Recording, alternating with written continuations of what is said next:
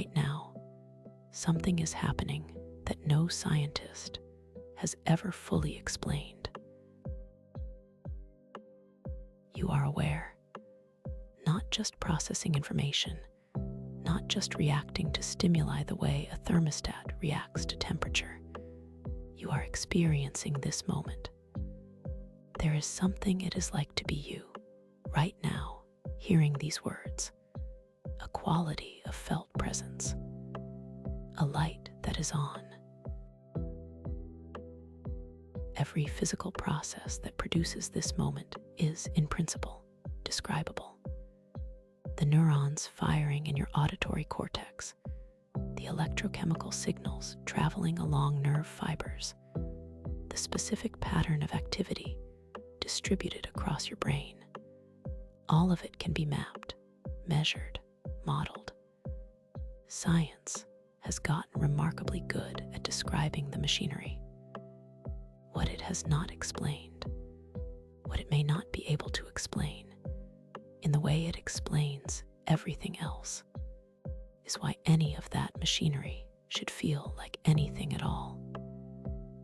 Why there is an experience happening, rather than the information simply being processed in the dark, the way it happens in a computer, or a thermostat, or the parts of your own nervous system that regulate your heartbeat without your ever being aware of them.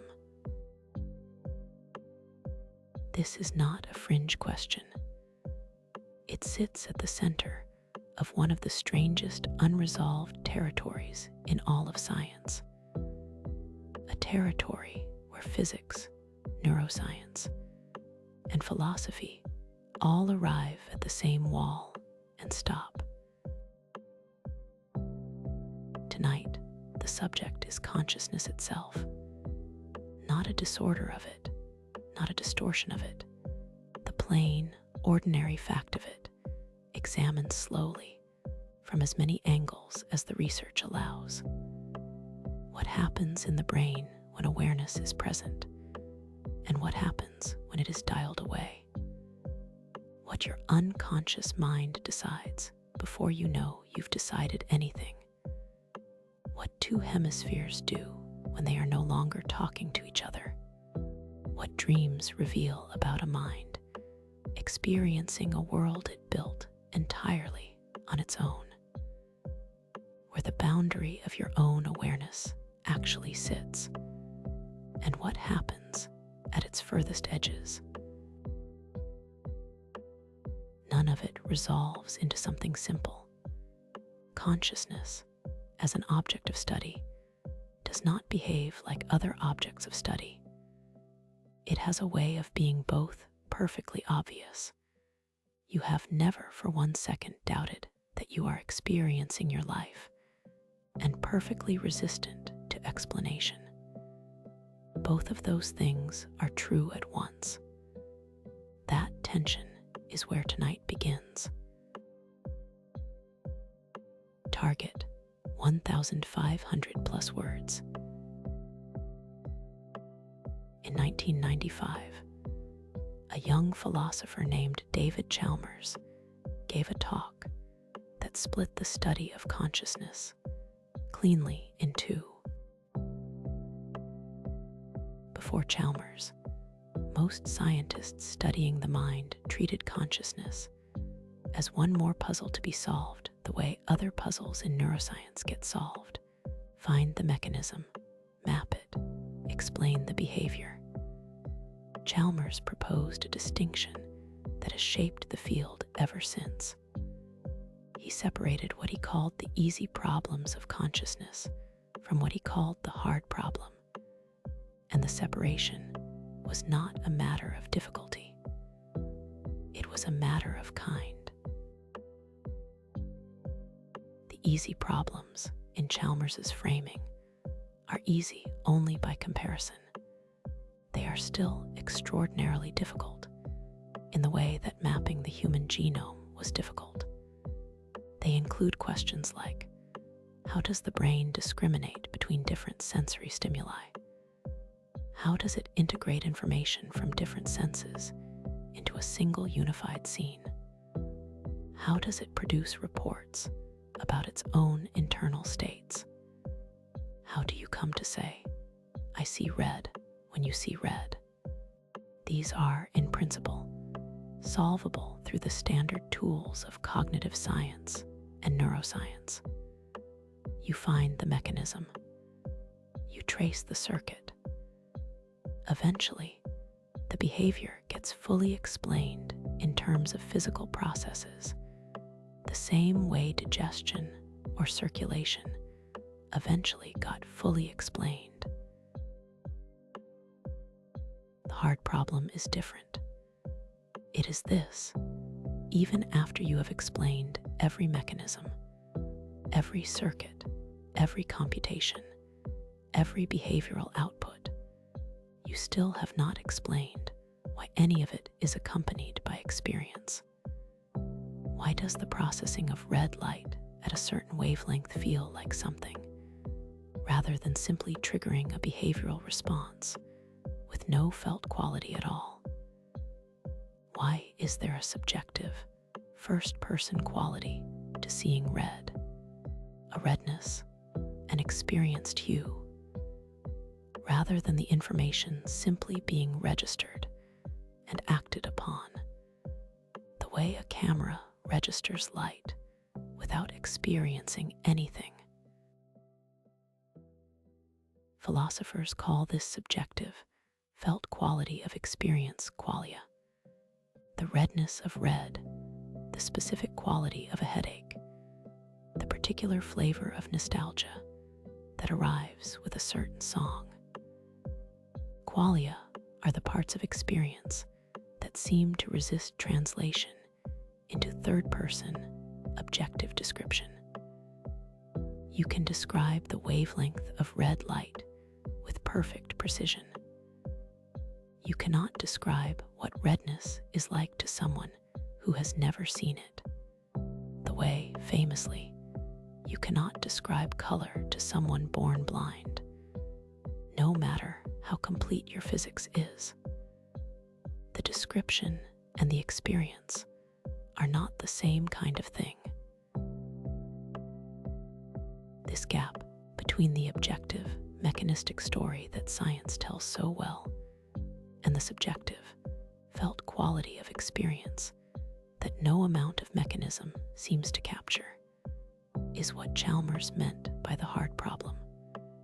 And 30 years later, it remains genuinely unresolved, not because researchers haven't tried.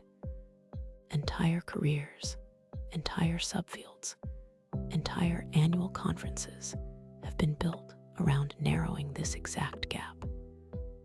The gap has narrowed in some respects. It has not closed. What makes this worth sitting with at this hour is what it implies about the moment you are in right now. You are having an experience.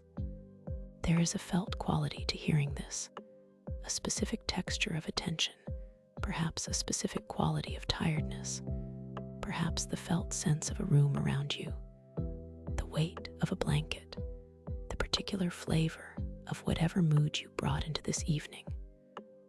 All of that is qualia. All of that is the hard problem happening live in you right now. And no one, not the most advanced neuroscientist alive, not the most sophisticated brain imaging technology in existence, can fully explain why any of it is happening rather than nothing happening at all.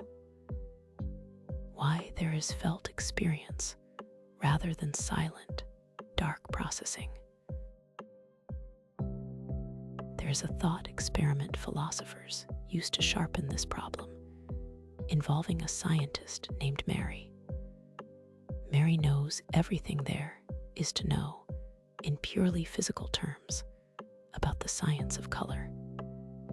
Every wavelength, every neural pathway, every fact about how the visual cortex processes red. But Mary has lived her entire life in a black and white room, and has never once seen color with her own eyes. The question the thought experiment asks is simple. When Mary finally leaves the room and sees red for the first time, does she learn something new? Most people's intuition is that she does. She now knows what red looks like, not just the facts about it, but the experience of it. And if she learns something new upon seeing it, despite already knowing every physical fact there was to know, then the experience of red must contain something that the physical facts alone did not capture. Something over and above the mechanism. That something is exactly what the hard problem is pointing at. Not every philosopher accepts this argument, and there are serious rebuttals. Some argue that Mary doesn't learn a new fact, only a new way of representing a fact she already knew. Others argue that once you specify all physical facts thoroughly enough, including facts about how a brain represents information to itself, the gap disappears. The debate has not been settled, and it likely will not be settled cleanly, because it sits at the boundary between what science can measure and what philosophy is equipped to interrogate. But the thought experiment does something useful regardless of which side wins. It makes vivid exactly what is strange about your own case. You are Mary, who has already left the room. You already know what red looks like, what sadness feels like, what the specific and irreplaceable texture of being you on this particular night is like from the inside. That knowledge is not contained in any description. It is contained only in the having of it. This is worth returning to gently, because it is easy for a scientific framing to make experience sound abstract, distant, philosophical in the dry sense, a puzzle for academics rather than a fact of your evening. It is not abstract. It is the most immediate fact available to you. Before any thought about your day, before any plan for tomorrow, before any judgment about how well or poorly things are going, there is simply this: experience is occurring. A quality of awareness is present. Whatever else may or may not be true about your life at this moment, that much is completely certain, in a way that almost nothing else is. Some researchers have proposed that consciousness is a fundamental feature of reality, as basic as mass or charge, rather than something that emerges only when matter gets arranged in sufficiently complicated ways, like a brain. This view, sometimes called panpsychism, is taken more seriously by contemporary philosophers of mind than it once was, precisely because the alternative, that consciousness magically switches on once neurons are arranged in the right pattern, with no smaller scale precursor anywhere in nature, has its own deep strangeness. Neither view has been proven.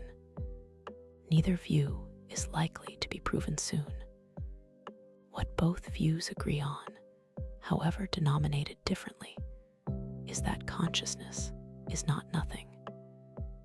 It is not an illusion to be explained away, despite what a small number of philosophers have argued. It is the one thing you have the most direct and certain access to in the entire universe, and simultaneously, the one thing that the tools of that universe's own best science cannot yet fully account for.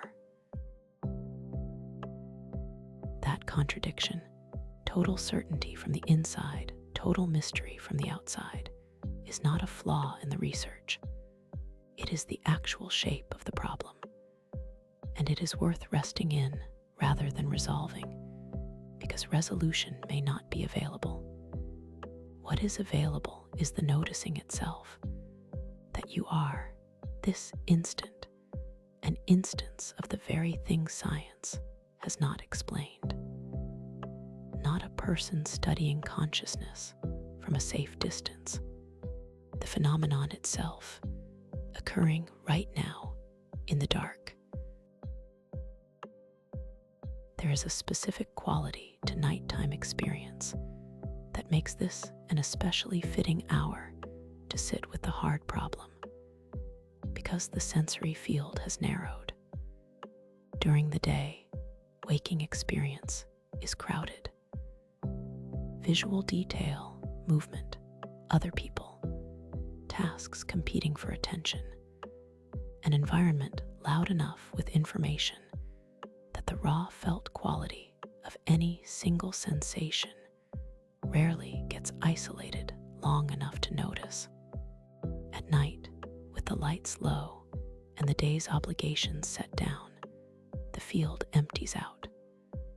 What's left is sparser, and in that sparseness, the qualities themselves become more available to notice. The specific texture of a voice arriving through headphones or a speaker, the felt weight of a blanket in a way that daytime distraction usually crowds out, the particular shade of near darkness in a room whose curtains are not quite closed. None of these are dramatic. That is precisely what makes them useful examples of the hard problem in its purest form. Not the vivid, emotionally loaded qualia of grief or ecstasy, but the plain, almost boring qualia of an ordinary sensation, occurring for no reason other than that a nervous system is present and running. This is worth dwelling on because the mystery is not reserved for extraordinary experiences. It is not something that only shows up during a peak moment, a crisis, a birth, a death. It is present in the most unremarkable instant available. The felt hum of the room right now, the sensation of breath moving in and out, the vague, low-grade awareness of a body lying in a particular position. Each of these carries the same basic strangeness as the reddest red or the sharpest pain. A physical process, fully describable in principle, accompanied by something that description alone does not capture. The hard problem does not require your attention to go looking for it in unusual places. It is sitting in the ordinary texture of this exact minute, available to notice simply because a mind happens to be running, generating a felt version of a night that, described purely in terms of temperature and light and sound waves, would contain no experience at all. There is a reason philosophers of mind sometimes describe consciousness as the most familiar stranger there is. Nothing is closer to you than your own experience. It is, in fact, the only thing you have ever had unmediated access to across an entire lifetime. And nothing has proven more resistant to being fully accounted for in the vocabulary science uses for everything else. Both of those facts describe the same thing you are doing right now, without effort, without having asked for it, simply by being a particular arrangement of matter that happens to also be aware of itself. Target 1,500 plus words. If the hard problem asks why experience happens at all, a related and more tractable question asks something narrower. What is different inside the brain between information that becomes conscious and information that doesn't? Because most of what your brain processes at any given moment never becomes conscious. Your visual system is constantly processing far more information than ever reaches awareness. The exact texture of the wall behind you, the precise angle of shadows in the room, dozens of small details your eyes are receiving, and your brain is processing without any of it ever surfacing into what you would call your experience. Your body is regulating blood pressure, hormone levels, immune signaling, digestive rhythms, vast quantities of biological computation happening every second, none of it accompanied by any felt awareness whatsoever.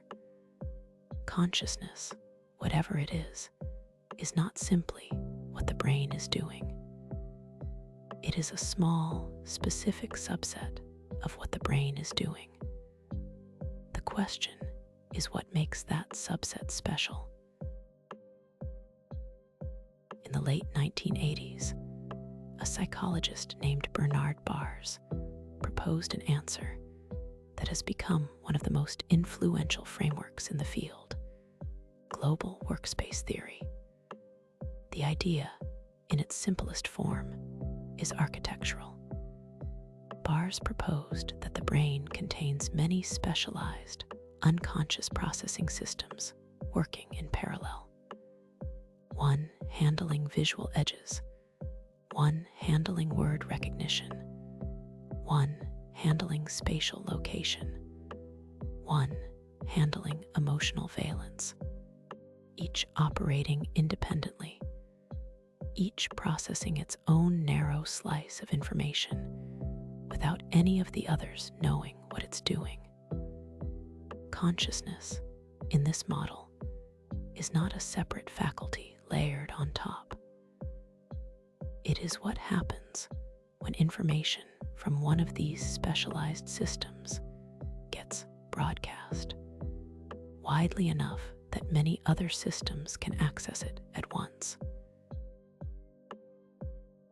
A concrete image makes this easier to hold than an abstract description does.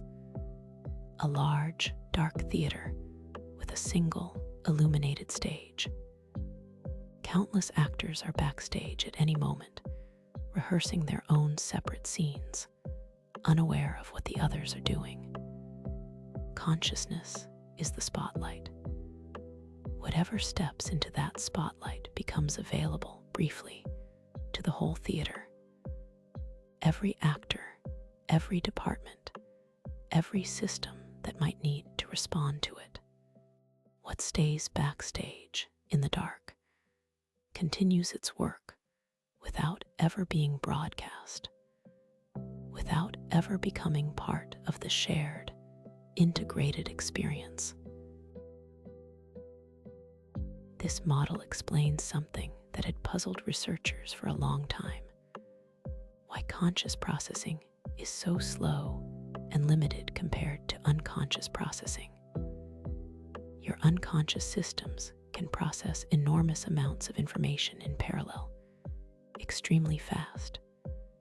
This is why you can catch a ball, parse a sentence, recognize a face, all without any conscious deliberation, all faster than conscious thought could ever manage.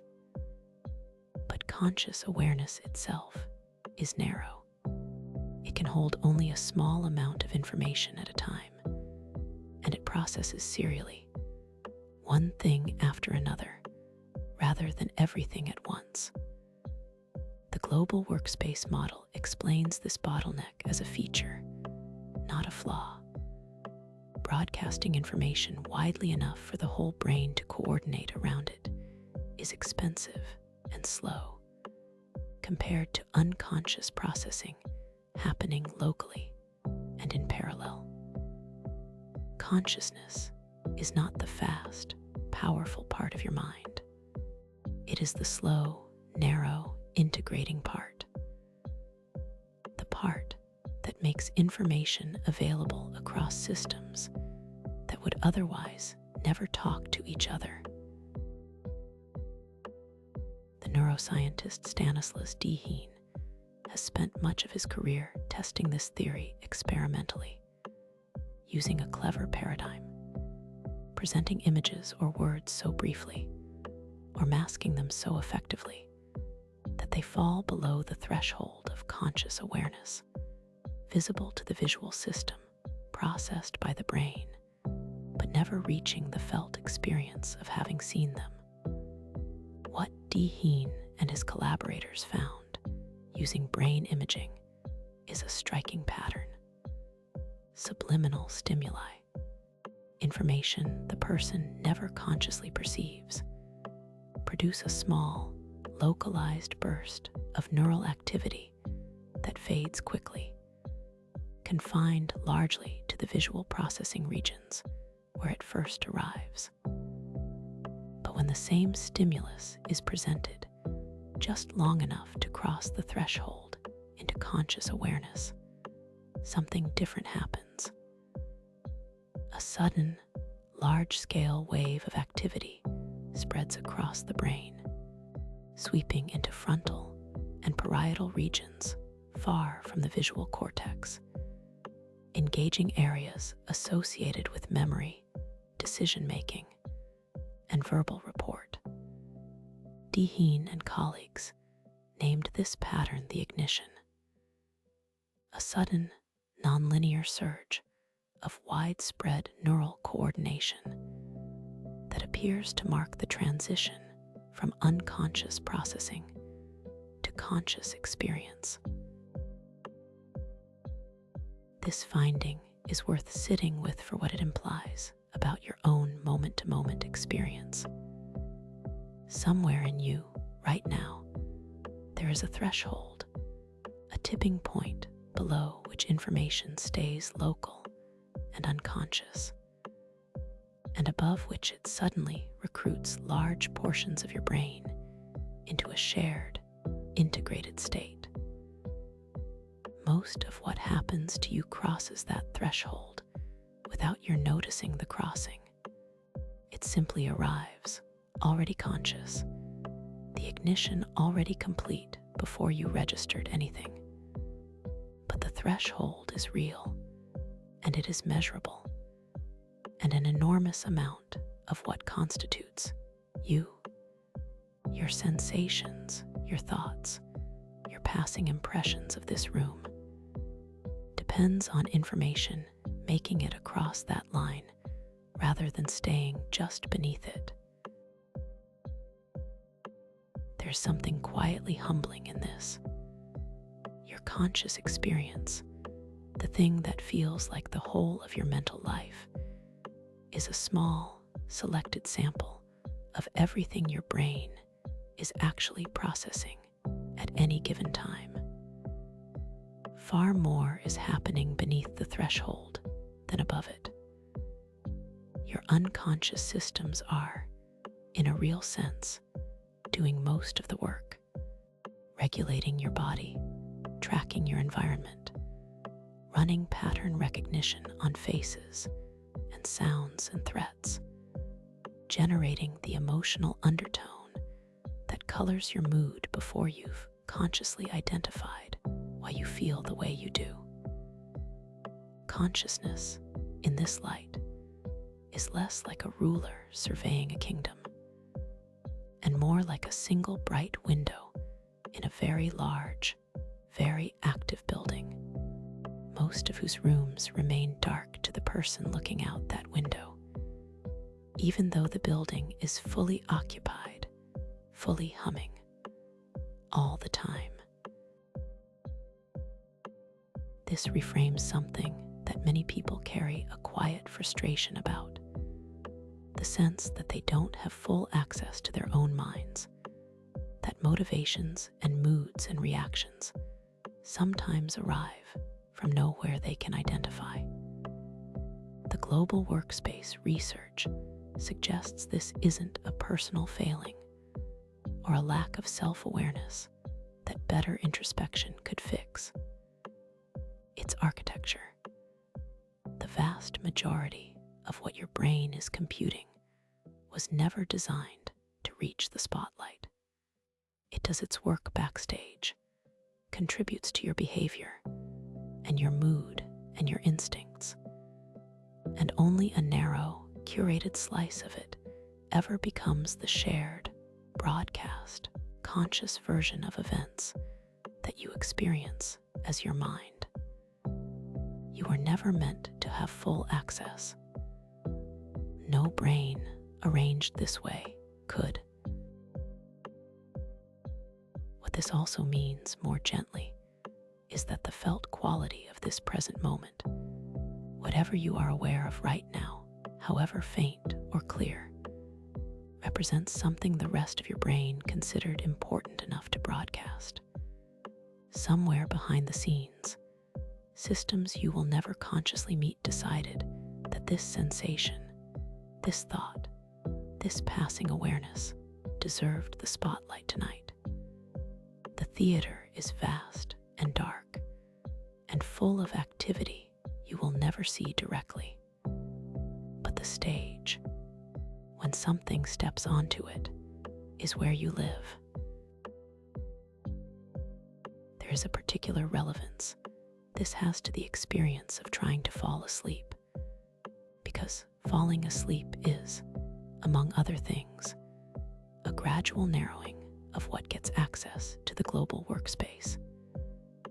Thoughts that would have commanded full attention an hour ago, a task left unfinished, a conversation replayed, a minor worry about tomorrow, start to lose their ability to reach the spotlight. They are still there, still being generated somewhere in the unconscious machinery, but the broadcast system that would ordinarily light them up, hold them in awareness, and pass them around to other systems for further processing, begins to quiet. This is part of why thoughts near sleep often feel looser, less urgent, less demanding than the same thoughts would feel at 3 in the afternoon. Not because the underlying content has changed, but because the threshold for ignition is rising and less is making it across. There's also something worth noticing about how effortful it can feel on certain nights to keep an anxious thought from repeatedly crossing that threshold. The same worry surging back into awareness moments after it seemed to have quieted. The global workspace model offers a useful, if not fully comforting, explanation for why this happens. Some content, particularly content tagged with strong emotional salience by other brain systems, is simply better at winning the competition for broadcast. A neutral thought loses easily to sleepiness. A thought carrying a strong signal of unresolved threat or unfinished business has, in a sense, a head start in that competition, regardless of how much the person having the thought might prefer it stay backstage. This is not a failure of discipline. It is the predictable outcome of a system that evolved to prioritize urgent-seeming information over irrelevant information, applied to a modern mind that sometimes tags fairly ordinary worries with more urgency than they deserve. Knowing this does not immediately quiet a racing thought, but it reframes what is happening in a way that can loosen its grip slightly. What feels like the mind refusing to cooperate is, more precisely, one system's signal currently winning a competition for broadcast against a background of systems that would rather the theater stay dark. That competition is not a referendum on anything. It is architecture, doing what architecture does. On a night when one system happened to shout a little louder than the rest. Target 1,500 plus words. There is a set of findings in the neuroscience of decision-making that unsettled a great number of people when it first emerged, and continues to unsettle people who encounter it for the first time, because it touches something close to the center of how you think about yourself. The sense that you are the author of your own choices, deciding freely in the moment before you act. In the early 1980s, a neuroscientist named Benjamin Libet designed an experiment to test exactly when, in time, a conscious decision actually occurs relative to the brain activity that produces the corresponding action. His method was elegantly simple. Subjects sat facing a clock with a fast-moving dot and were asked to perform a small voluntary action, flexing a wrist, pressing a button, whenever they felt the spontaneous urge to do so, with no external cue. Crucially, they were also asked to note, using the position of the dot on the clock, the exact moment they first became aware of their intention to act. Meanwhile, electrodes on the scalp recorded a well-known signal called the readiness potential, a slow buildup of electrical activity in the brain's motor regions that reliably precedes voluntary movement. What Libet found was this: the readiness potential, the brain activity that precedes, and by most interpretations, initiates the movement, began, on average, several hundred milliseconds before subjects reported becoming consciously aware of deciding to move. The brain, in other words, appeared to have already started the process of acting before the conscious mind reported having made the decision. The subjective experience of deciding arrived after the neural process that produced the decision was already underway. The implications of this finding have been debated for over 4 decades, and the debate has not been resolved cleanly. But the basic result has been replicated many times with variations and with more sophisticated tools. In 2008, a team led by John Dylan Haynes used functional MRI to push the finding even further. Using pattern recognition analysis on brain activity, Haynes' team found that they could predict, with above-chance accuracy, which of 2 buttons a subject was about to press, up to 7 to 10 seconds before the subject reported making a conscious decision. Seconds, not milliseconds, a gap wide enough that it is difficult to interpret as anything other than genuine. Some process, some pattern of neural activity was already underway, already leaning toward one outcome over another, well before the person consciously experienced themselves as choosing. It is worth being precise about what this research does and does not establish, because the popular version of this finding often overstates its implications. It does not prove that free will, in some larger philosophical sense, does not exist. That question remains genuinely open and depends heavily on what exactly one means by free will in the first place. What the research does establish, more narrowly and more solidly, is that the felt experience of deciding is not perfectly synchronized with the neural process that produces the action. There is a gap. Something is happening in you, generating your choices, before the part of you that experiences choosing catches up and reports on it. This raises a genuinely strange possibility about the nature of the conscious self, that it may function less like the originator of your actions and more like a narrator, a system that constructs a coherent, after-the-fact story about decisions that were substantially, though perhaps not entirely, already in motion elsewhere in the brain. The feeling of deciding, on this view, may be closer to a running commentary than to the command itself. It arrives close enough in time to the action that it feels like the source of it. But the timing data suggests it may be reporting on a process rather than initiating one. This lands differently depending on what part of your life you turn it toward.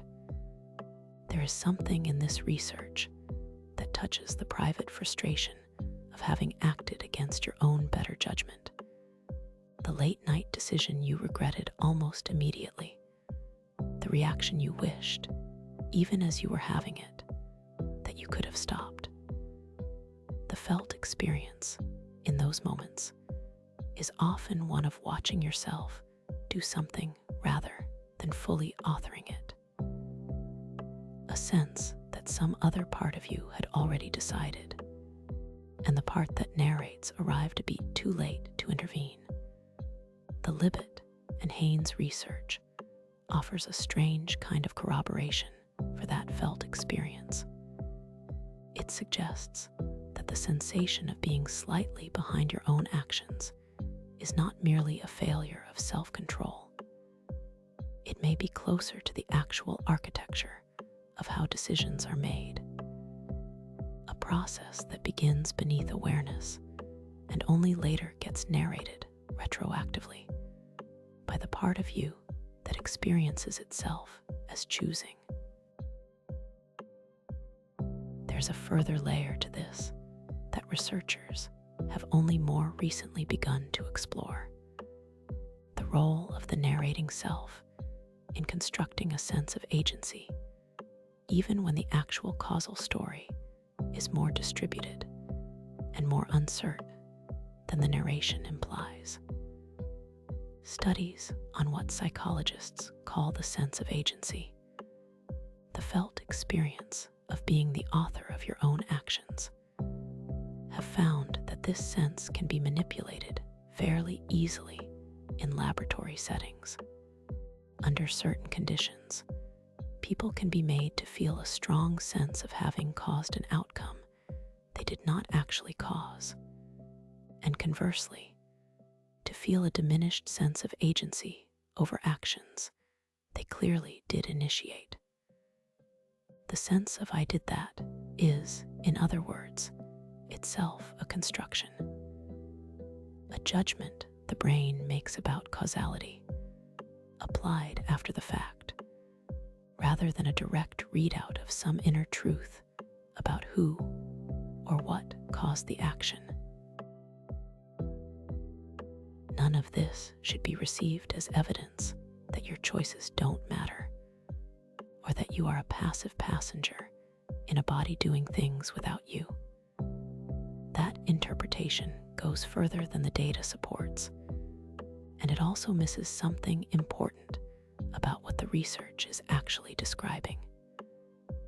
The systems generating your readiness potentials, your unconscious leanings, your preconscious tilts toward one option over another. These are not something other than you.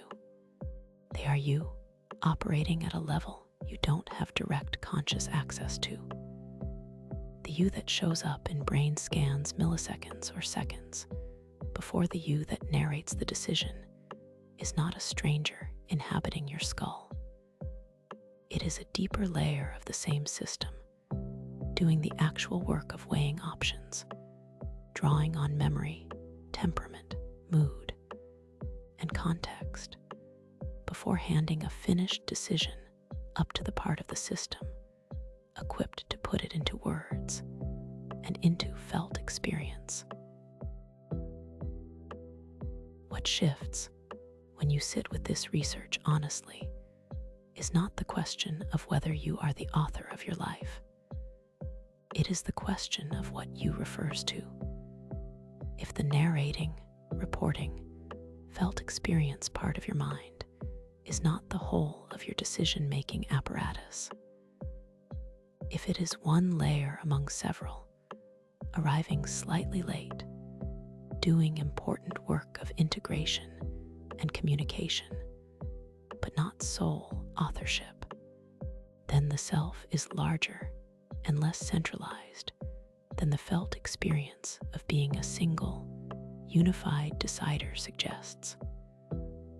You are not only the voice that says, "I decided this." You are also the much quieter, much faster process that decided it, the one that never announces itself, that does its work in the dark seconds before the light comes on. There is a particular kind of nighttime thought this research speaks to directly: the replaying of a decision, an exchange, a reaction, turning over what could have gone differently if only more deliberation had been applied at the time. The timing data on decisions complicates the premise underneath that kind of replaying. It suggests that the moment of choice you are revisiting was never as available to deliberate, conscious control as it felt from the inside. By the time the felt sense of deciding arrived, whatever process was going to produce the action was very likely already substantially underway. The replaying mind often treats the decision as if it happened at the moment of felt choice, and asks why better judgment wasn't exercised right there.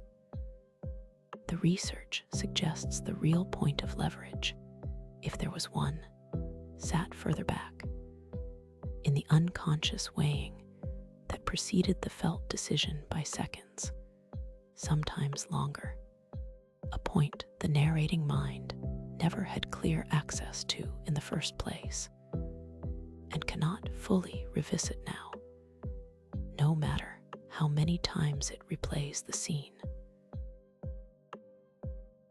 This does not erase responsibility for actions, and it is not an argument for treating choices as unimportant or predetermined in some fatalistic sense. Deliberate practice, changed habits, altered environments, and slower decision-making conditions all demonstrably shift the unconscious weighing itself over time, which is a meaningful form of agency, exercised further upstream than the moment of felt choice. What the research does gently undercut is the specific, familiar self-criticism that treats the felt moment of decision as the place where everything could have gone differently if only the narrating self had been sharper, faster, more present. The narrating self was never going to get there in time. It arrives, structurally, a beat after the decision has already been substantially shaped. Whatever needs to change, changes earlier and slower, in the parts of the system that never announce themselves and were never going to be caught in the act. Target 1,500 plus words. There's a strange fact about modern medicine that most people who have undergone surgery have experienced directly without ever fully absorbing its strangeness. It is possible, with a carefully measured chemical, to turn off a person's consciousness entirely. Not sleep, not sedation in the ordinary sense, but a complete cessation of subjective experience. And then, a specific number of minutes or hours later, turn it back on, with no gap experienced at all. From the patient's side, one moment simply touches the next. There is no felt darkness in between, no sense of time having passed, no memory of an in-between state, because there was no one there, in the relevant sense, to have an experience of it. This is worth sitting with as its own kind of evidence about the nature of consciousness, arguably more direct evidence than almost anything else available, because it is something that happens to real people under controlled conditions, with careful measurement, every single day in operating rooms around the world. Anesthesiology, largely for practical medical reasons rather than philosophical ones, has become one of the richest sources of data on how consciousness can be modulated, degraded, and switched off entirely. For most of the 20th century, doctors administered anesthesia without a precise, principled understanding of what exactly it was doing to the brain to produce unconsciousness. The practical effect was well established. The mechanism was not. Over the past 2 decades, researchers using EEG and other brain monitoring tools during surgery have begun to map, in much finer detail, what changes in the brain as a person crosses from waking awareness into the anesthetized state. One of the most consistent findings involves a measure of what researchers call neural complexity. Roughly, how much the different regions of the brain are exchanging distinct, differentiated information with one another, as opposed to firing in a simple, synchronized, repetitive pattern. In the awake, conscious brain, this measure tends to be high. Different regions are doing different things, moment to moment, in complex and constantly shifting patterns of coordination. As a person goes under anesthesia, this complexity collapses. The brain does not simply go quiet. In fact, some anesthetic agents produce very high levels of raw neural activity. What changes is the pattern.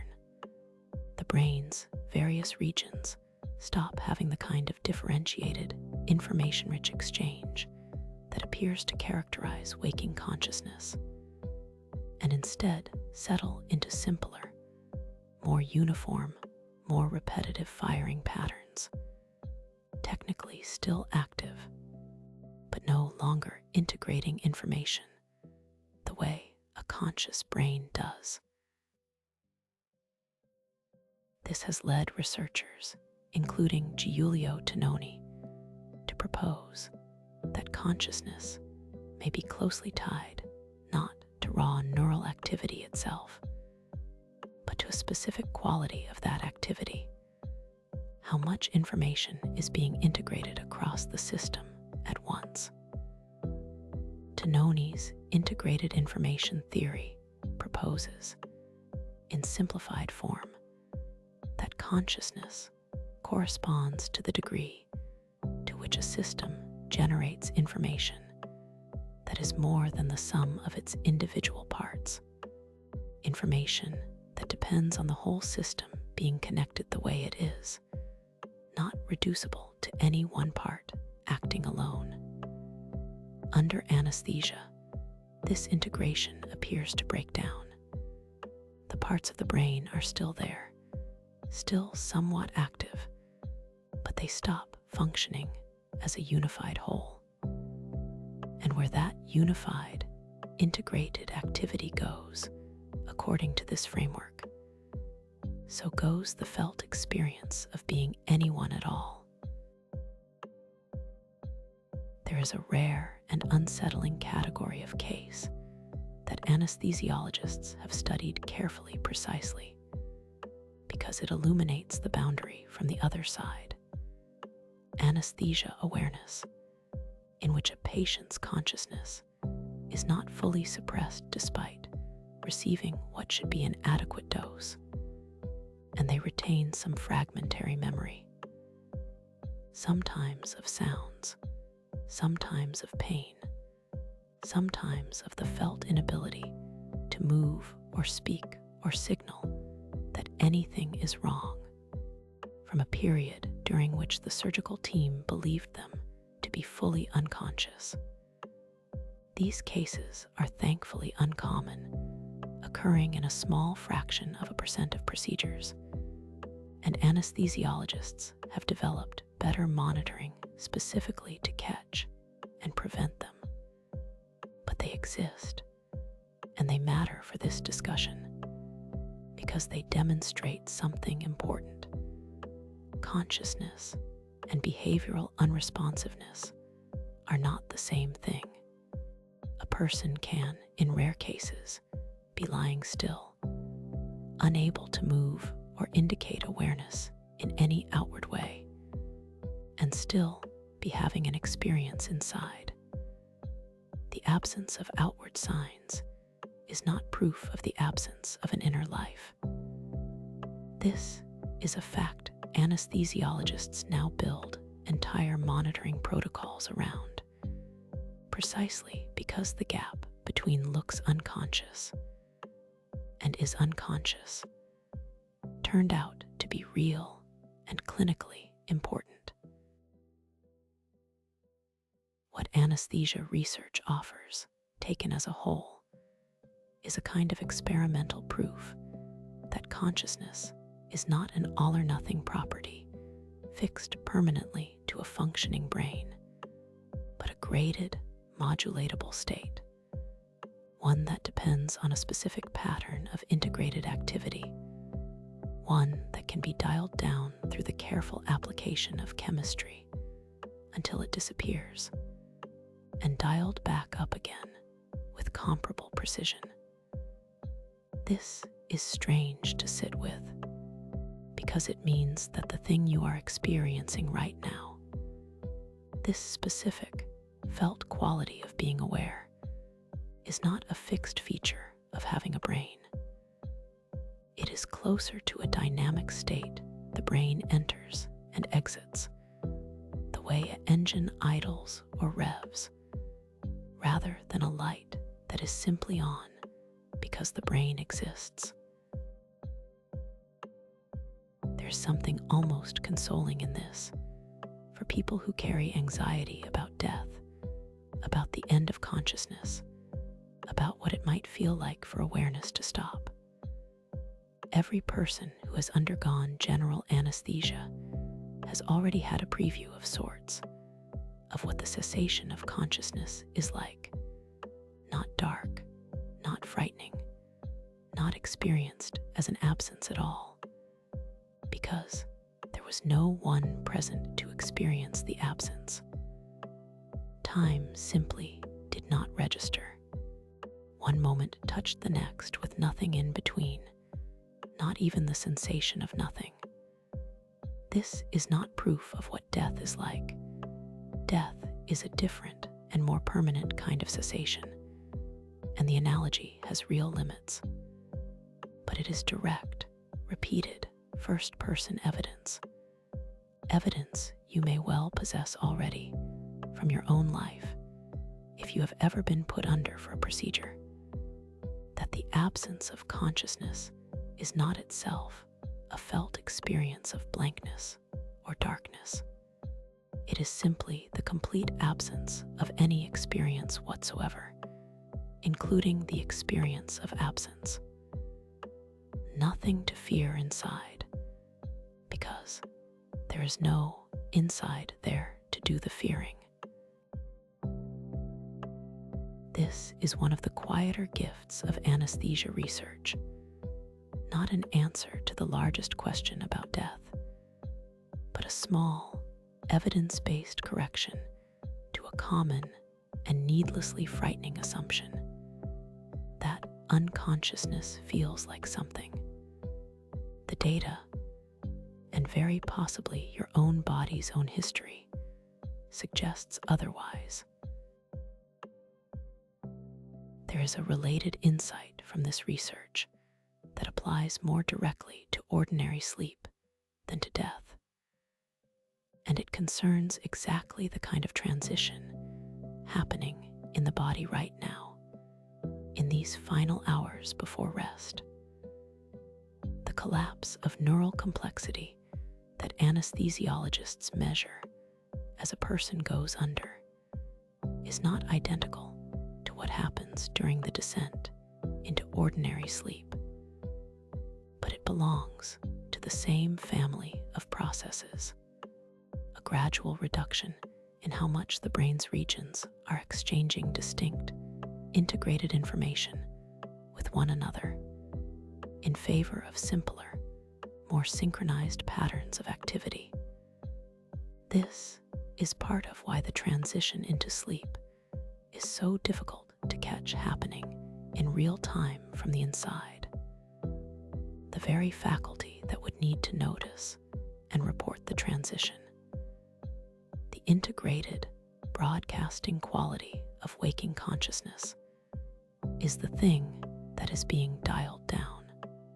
There is rarely a clear, felt boundary between the last moment of wakefulness and the first moment of sleep, not because the transition is instantaneous, but because the system responsible for noticing transitions is itself the one fading.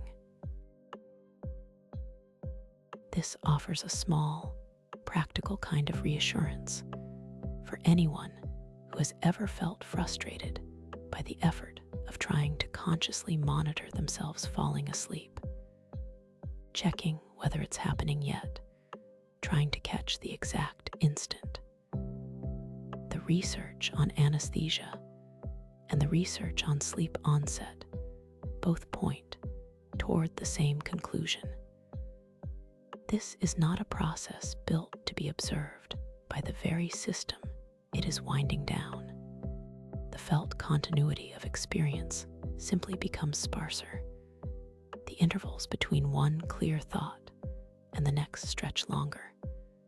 The integration that would normally stitch everything into a single coherent narrative loosens its grip until at some point, never sharply marked, never caught in the act, there is no one tracking the transition anymore.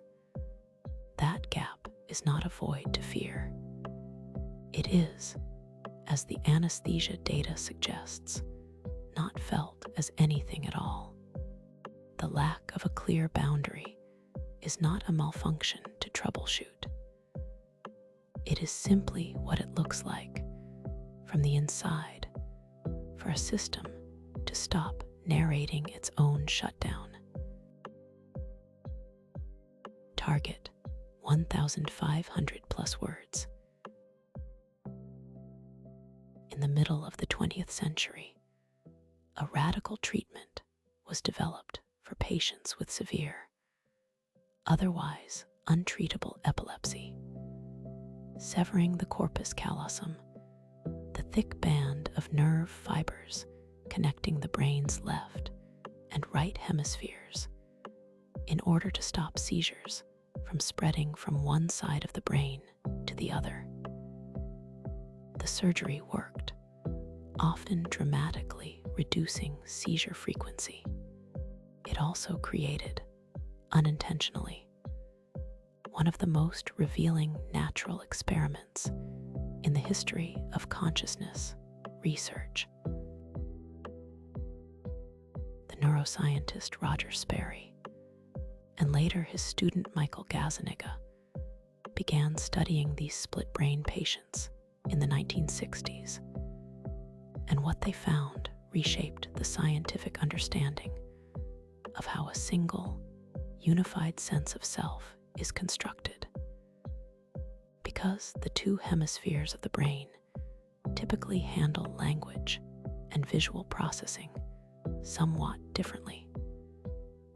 For most people, language ability is concentrated primarily in the left hemisphere.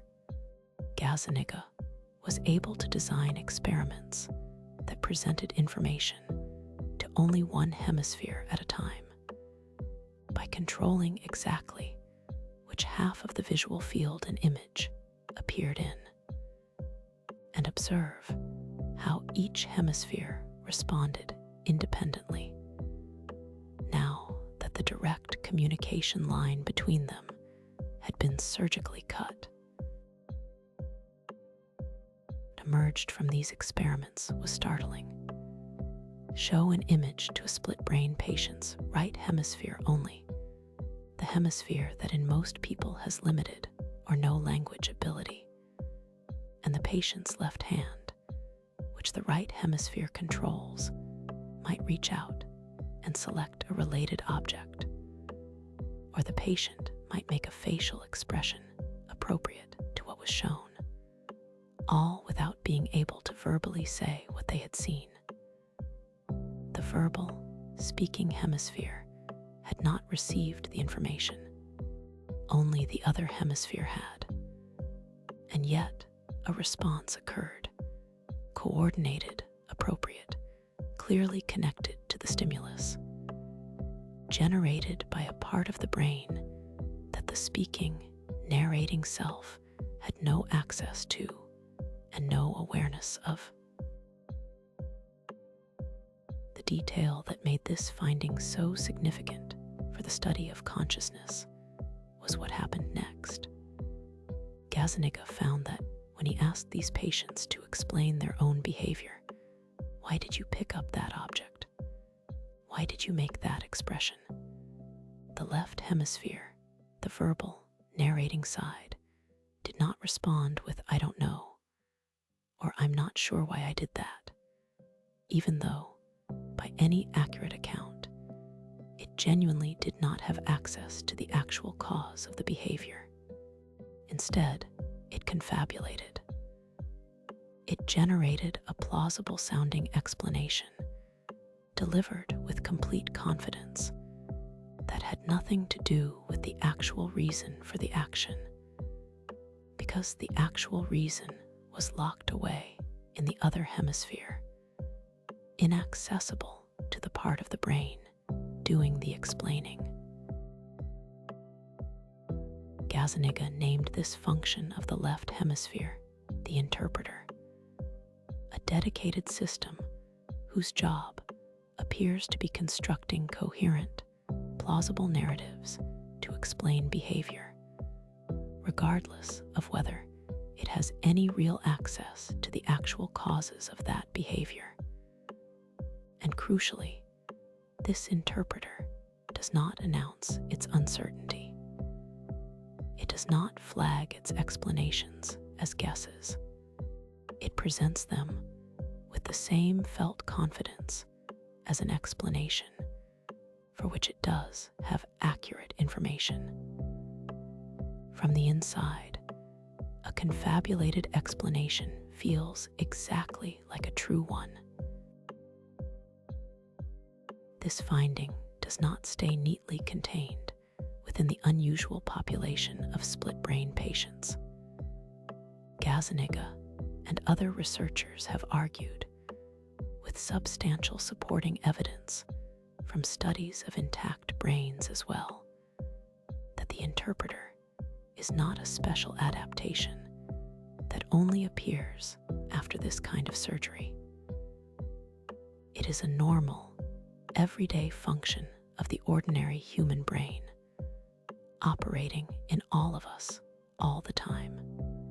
The intact brain, no less than the split brain, routinely generates behavior through processes that are not fully accessible to conscious awareness, and then constructs a confident, coherent explanation after the fact, an explanation that feels like direct self-knowledge, but is, at least in part, an interpretation. A story built to make sense of behavior whose real origins are partially or entirely hidden from the narrator. This connects directly to something explored earlier in the discussion of decision timing, the sense that the conscious, narrating mind may function less as an author and more as a storyteller working from incomplete information, filling gaps with plausible narrative, and doing so with such fluency that the gaps themselves are never felt. The split brain research makes this vivid in a way few other findings can, because it isolates the interpreter and catches it in the act, generating a confident explanation for behavior it could not possibly have known the real cause of, and doing so without any hesitation, without any felt sense that something is missing. There's something worth sitting with here about the stories you tell yourself about your own motivations, the reasons you give to yourself and to others for why you feel a certain way about someone, why you made a particular choice, why a mood arrived or a decision was made. Some of these explanations are almost certainly accurate reflections of real, accessible causes. But the split brain research and the broader body of confabulation research it inspired suggests that a meaningful portion of your everyday self-explanation is closer to the interpreter's work than to a direct readout of true internal causes. Plausible narrative construction, delivered with full confidence, built from whatever information happens to be available to the narrating part of the mind, regardless of whether that information captures what actually happened. This is not cause for distrust of your own mind so much as a kind of gentler expectation of it. The part of you that explains your own behavior to yourself was never built to have complete access to your own causes. It was built to generate coherence, a workable, functional story that lets you move forward, make sense of your own actions, present a consistent self to others and to yourself. That coherence is genuinely useful. It is also, provably, sometimes wrong about the actual mechanism underneath. Both of those facts are true. The story you tell about why you did what you did tonight, why you feel the way you feel right now, may be accurate, or may be the interpreter's best plausible guess, offered with the same unearned confidence it always uses. There is rarely a way, from the inside, to tell which is which. That, too, is simply part of what having this particular kind of brain means. Gazzaniga's later work extended the interpreter concept into ordinary decision-making, far removed from any surgical population, using studies in which subjects were given false feedback about choices they had just made. told, for instance, that they had selected a particular photograph as more attractive when they had actually pointed to a different one entirely. Through a card-based sleight of hand technique researchers call choice blindness, a striking proportion of subjects, rather than noticing the substitution, proceeded to confidently justify their supposed choice, generating detailed, plausible reasons for preferring the photograph they had never actually selected. The interpreter did not pause to verify that the choice being explained was the one that had actually occurred. It simply took the premise it was handed and built a confident account around it, exactly as it does when explaining the real, unmanipulated choices of everyday life. The seams between authentic reasoning and confident fabrication, once again, turned out to be invisible from the inside. There is a specific application of this research that matters for the private, half-examined self-narratives that tend to surface late at night.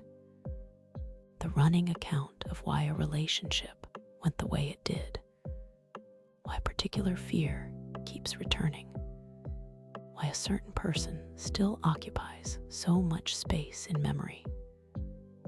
These narratives feel, from the inside, like accurate retrievals of real causes, examined and confirmed by careful reflection.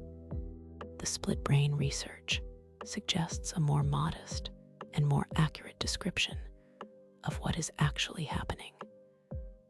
An interpreter system doing its ordinary job, assembling the most coherent available story out of whatever fragments of memory, emotion, and inference happen to be accessible to it in the moment.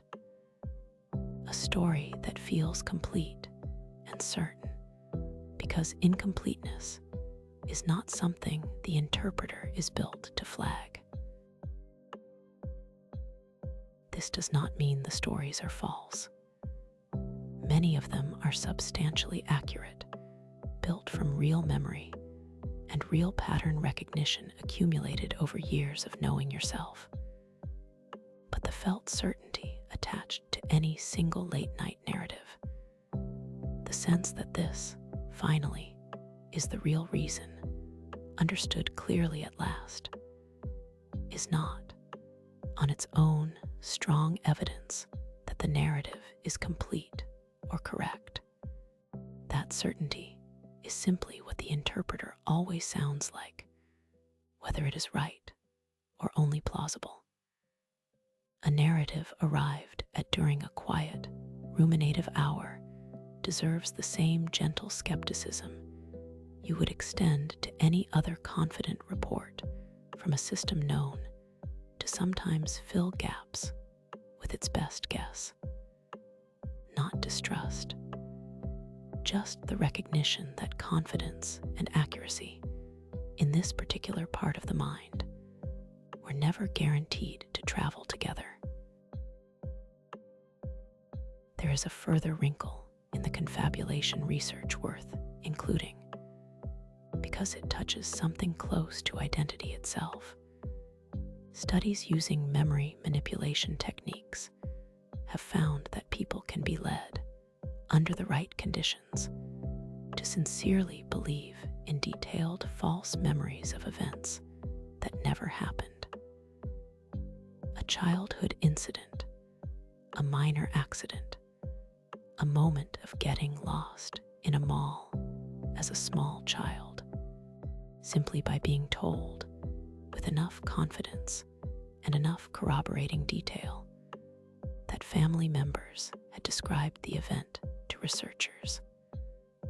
A meaningful percentage of subjects in these studies not only came to believe the fabricated event occurred, but elaborated on it, adding sensory details, emotional color, a felt sense of remembering that was, by every internal measure available to the person having it, indistinguishable from an authentic memory.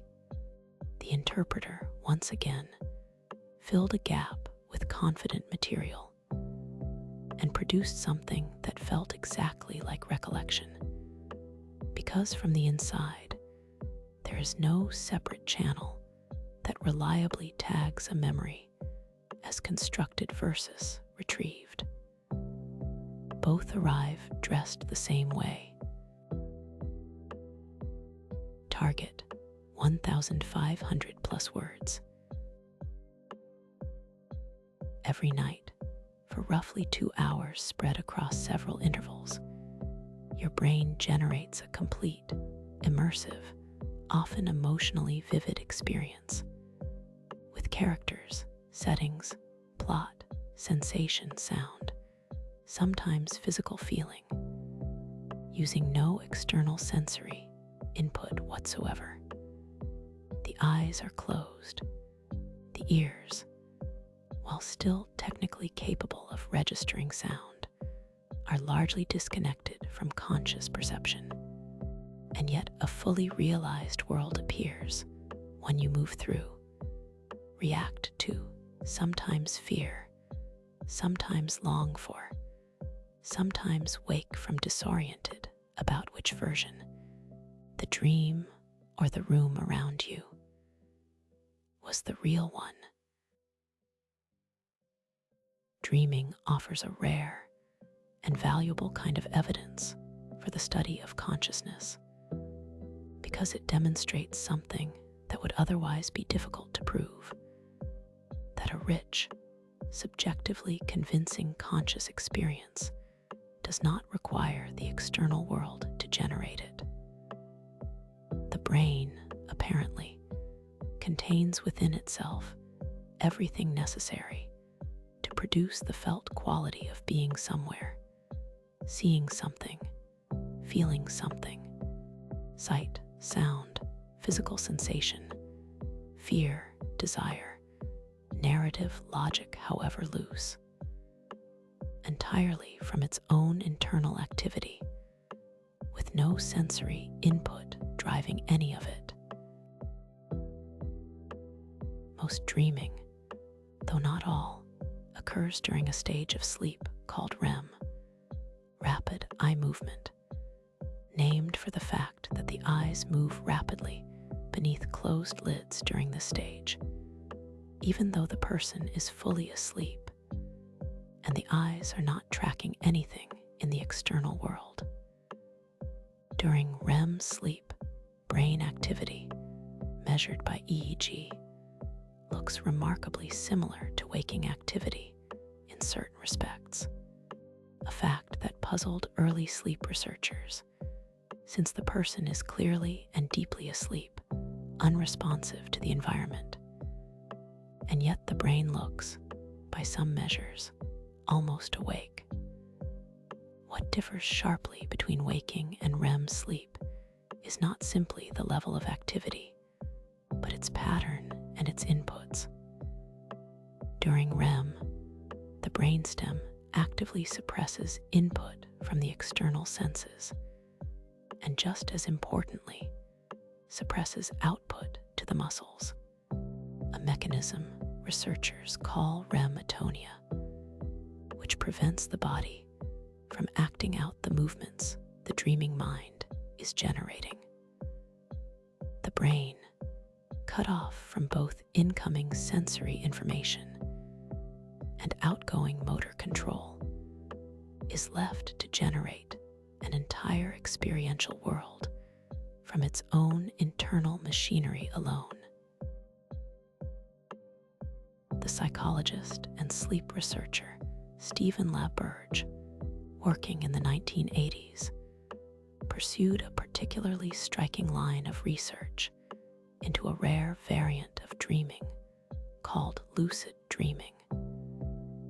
Dreams in which the dreamer becomes aware, while still inside the dream, that they are dreaming. LaBerge developed a way to verify experimentally that lucid dreaming was a genuine phenomenon and not simply a false memory constructed after waking. Because the eye muscles remain functional even during REM atonia, he trained lucid dreamers to perform a pre-agreed pattern of deliberate eye movements at the moment they became lucid within the dream. Movements that could be detected in real time by monitoring equipment, providing an actual signal from inside a dream to the waking world, time-stamped and verifiable. What lucid dreaming demonstrates in a particularly vivid way is that the conscious, reflective, self-aware quality of experience, the sense of I am aware that I am aware, is not simply a byproduct of processing real sensory information from an external world.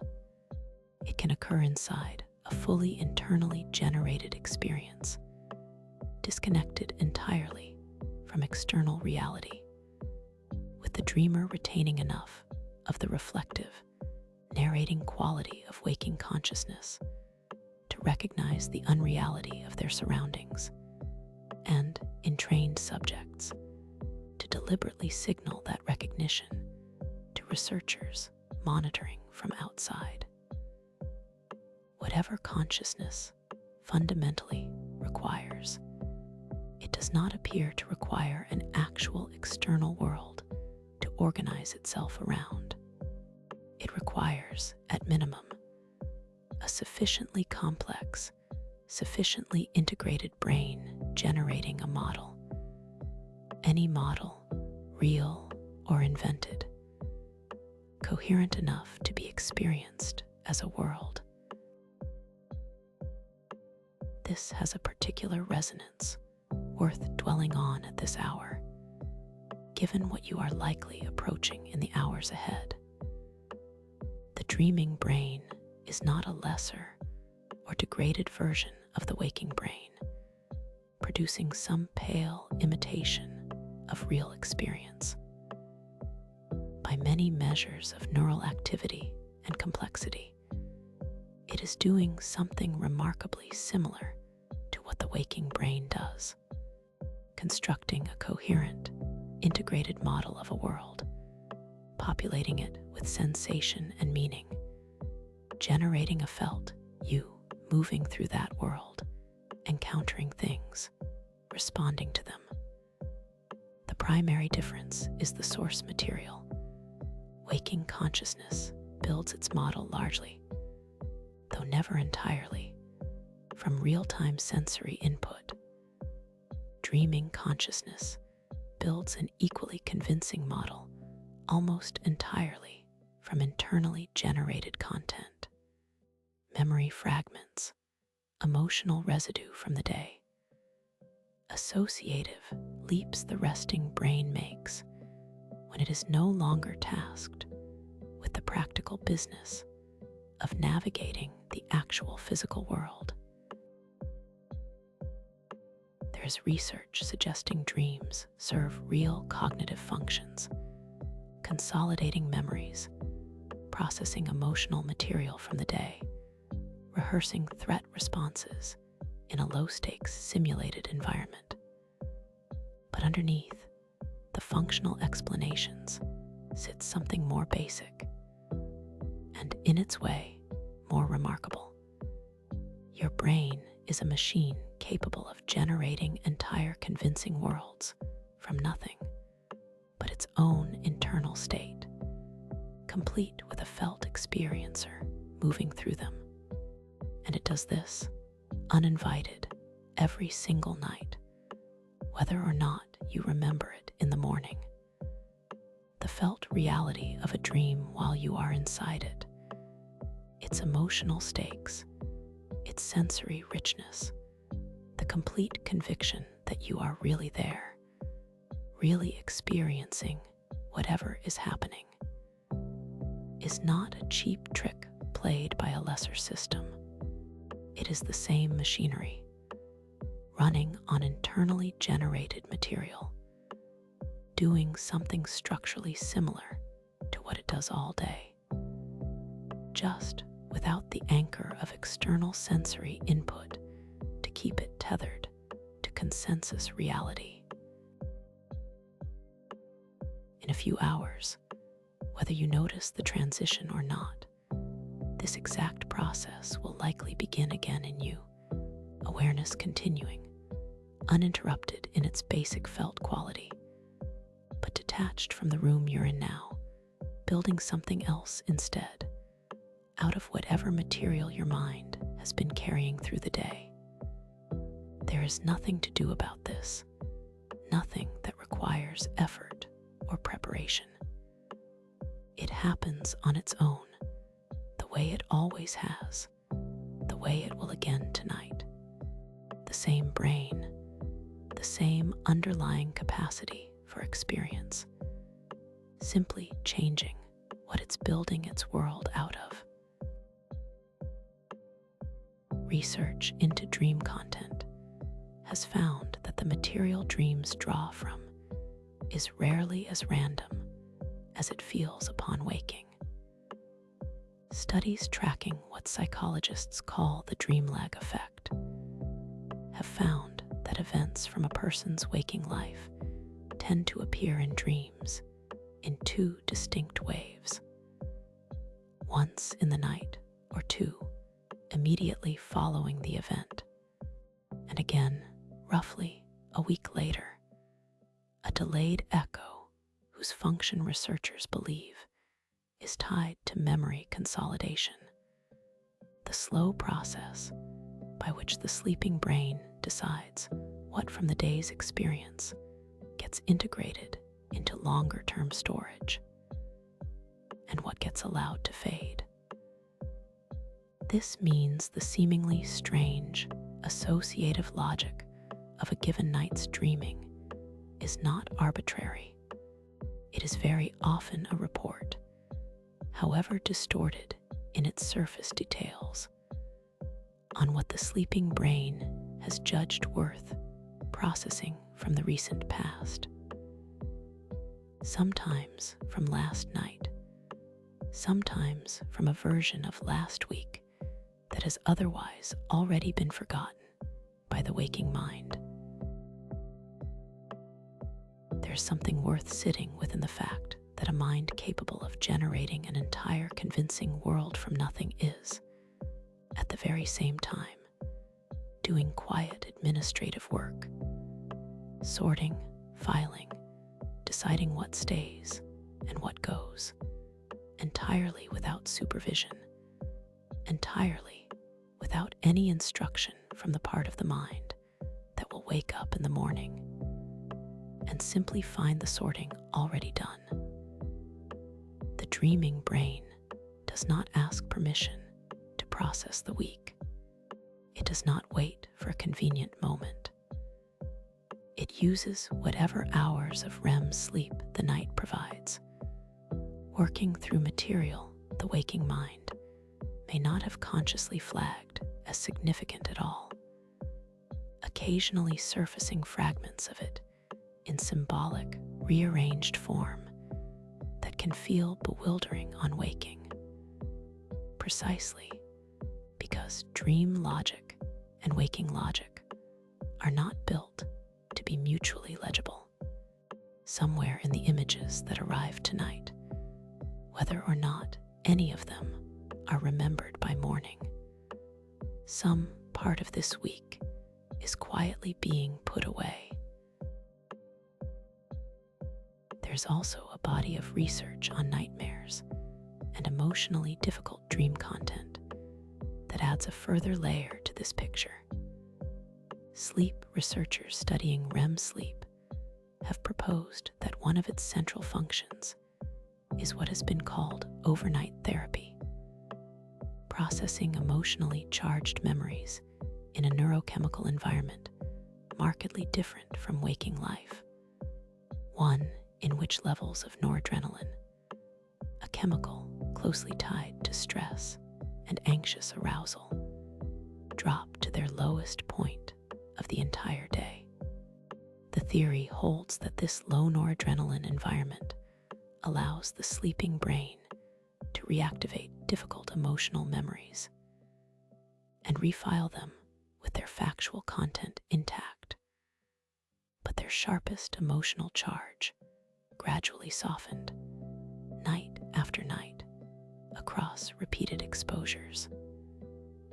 A memory revisited during REM sleep is, in a real sense, being processed under calmer neurochemical conditions than it could ever be processed under while awake and anxious.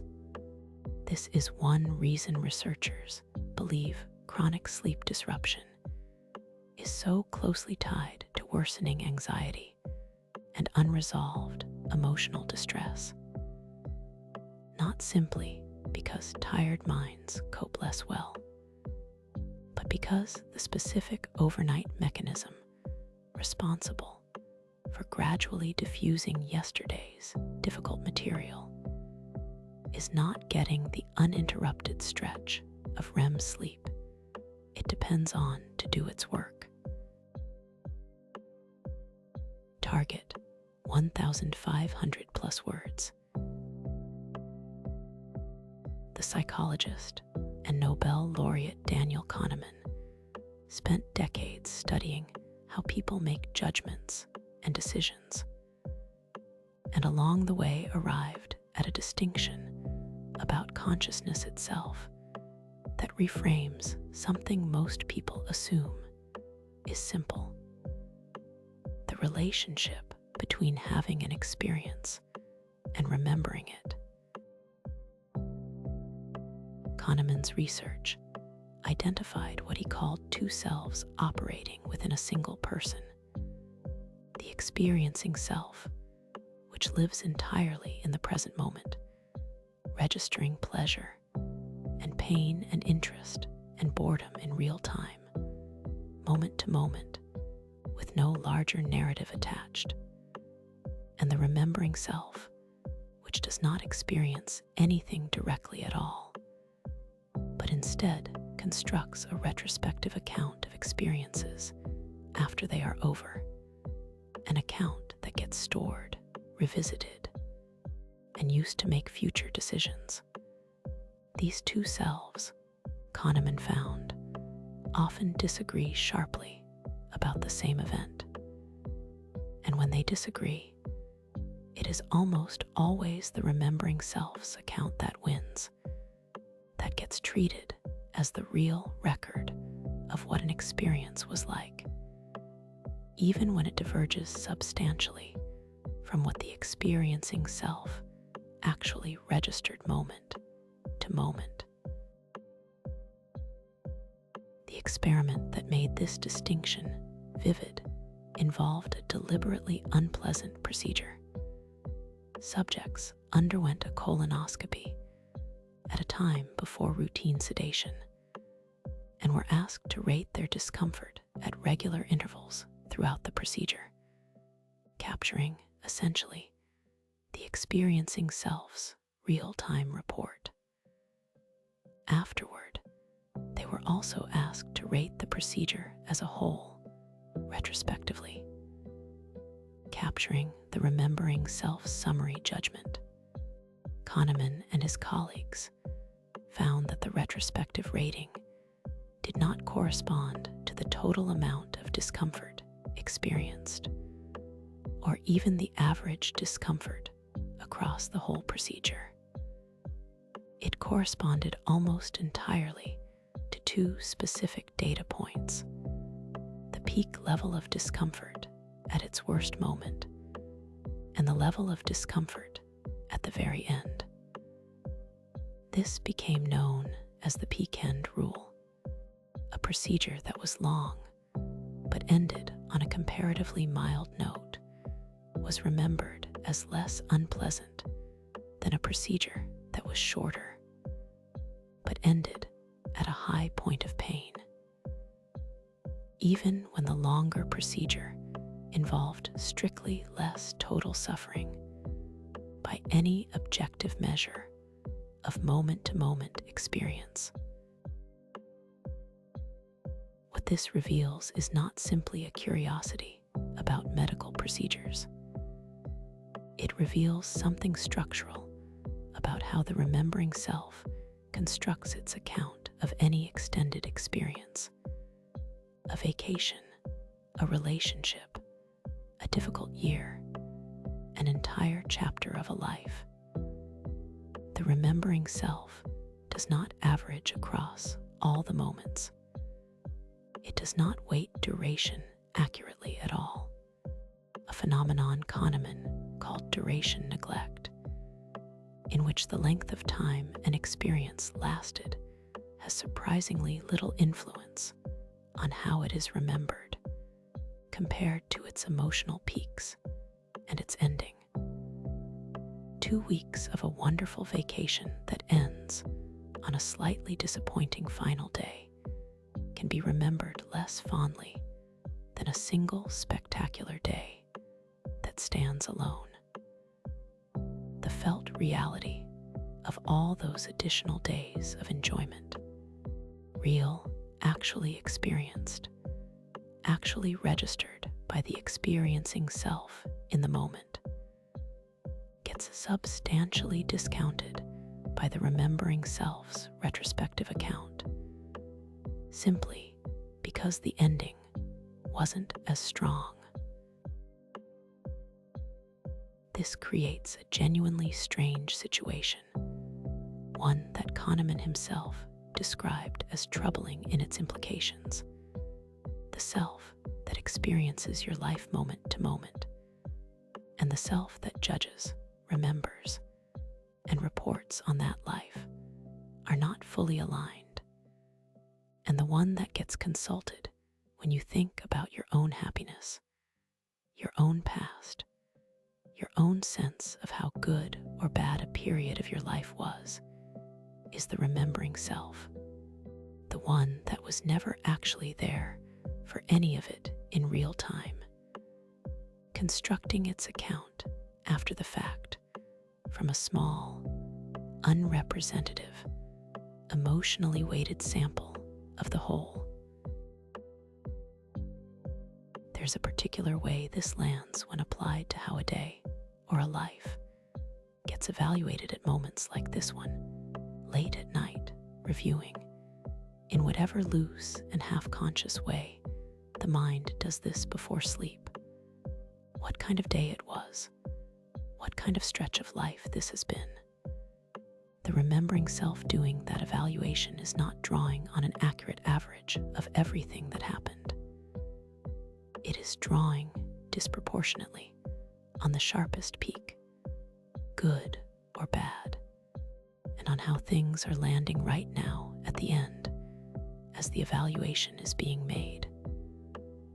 A day that contained far more quiet, decent, unremarkable hours than difficult ones can still get filed by the remembering self under a hard day, if the difficulty was sharp enough or the ending was heavy enough. The experiencing self, if it could testify separately, might offer a very different account, one with far more ordinary, tolerable, even pleasant moments included in the tally. Moments the remembering self simply didn't weight, because averaging is not what the remembering self does. This is not a reason to distrust every evaluation you make of your own life, and it is not a call to somehow force a more accurate accounting. That kind of effortful correction runs against the grain of how these systems actually work, and isn't really the point. It is, instead, a piece of information worth simply holding. The felt judgment that tonight was hard, or that this stretch of life has been hard, is a construction built by a specific system with specific known biases, not a neutral summary delivered by some impartial internal accountant. The experiencing self, the one that was actually present for the quieter, better moments scattered through the same stretch of time, registered those moments too in real time, even if the remembering self never gave them much weight in the final report. Both selves are you. Both accounts have some claim to being true. Neither one is the whole story. There's something almost restful in recognizing that the harsh, compressed verdict the remembering self sometimes hands down about a day or a stretch of time is not the only version of events that exists. It is one summary built by a system optimized for peaks and endings, not for totals or averages. Somewhere in the actual texture of the hours that made up today, the experiencing self was there for all of it, including whatever parts were fine or good or simply neutral, even if none of that made it into tonight's final report. Kahneman's later research extended this distinction into a broader, and for many people, even more unsettling territory: the question of what it actually means to ask someone whether they are happy. The remembering self is almost always the one answering that question, because it is the self capable of language, of summary, of producing a verdict on demand. But a person's overall life satisfaction, measured by asking the remembering self to render a global judgment, correlates surprisingly weakly with the actual, moment-to-moment emotional tone that the experiencing self logs across an ordinary day, measured through methods that sample mood at random intervals throughout waking life, rather than asking for a single retrospective score. It is entirely possible for the remembering self to report a life as broadly satisfying, while the experiencing self, sampled honestly across enough ordinary Tuesdays, was registering a great deal of low-grade strain that the retrospective account simply never weighted heavily enough to mention. This gap matters for how a stretch of difficulty gets evaluated once it's underway, rather than only in retrospect. In the middle of a hard period, it can feel as though the difficulty is total, that nothing about the days currently passing counts as good, because the remembering self, even while still gathering material, has already begun drafting its harsh, peak-weighted verdict about the whole stretch. The experiencing self, if it were asked in the exact moment rather than waiting for the summary, would very often report something more mixed than the verdict suggests. Real strain, certainly, sitting alongside ordinary functioning, small pleasures, moments of relief that the drafting verdict has already decided not to count. Both reports are honest. They are simply produced by different systems, sampling different things at different points in time. Neither one is lying. They are only ever telling two different parts of the same story. There's a practical extension of Kahneman's research that later researchers pursued, asking whether it is possible to close the gap between these two selves, even slightly, by changing how experience gets sampled and reported.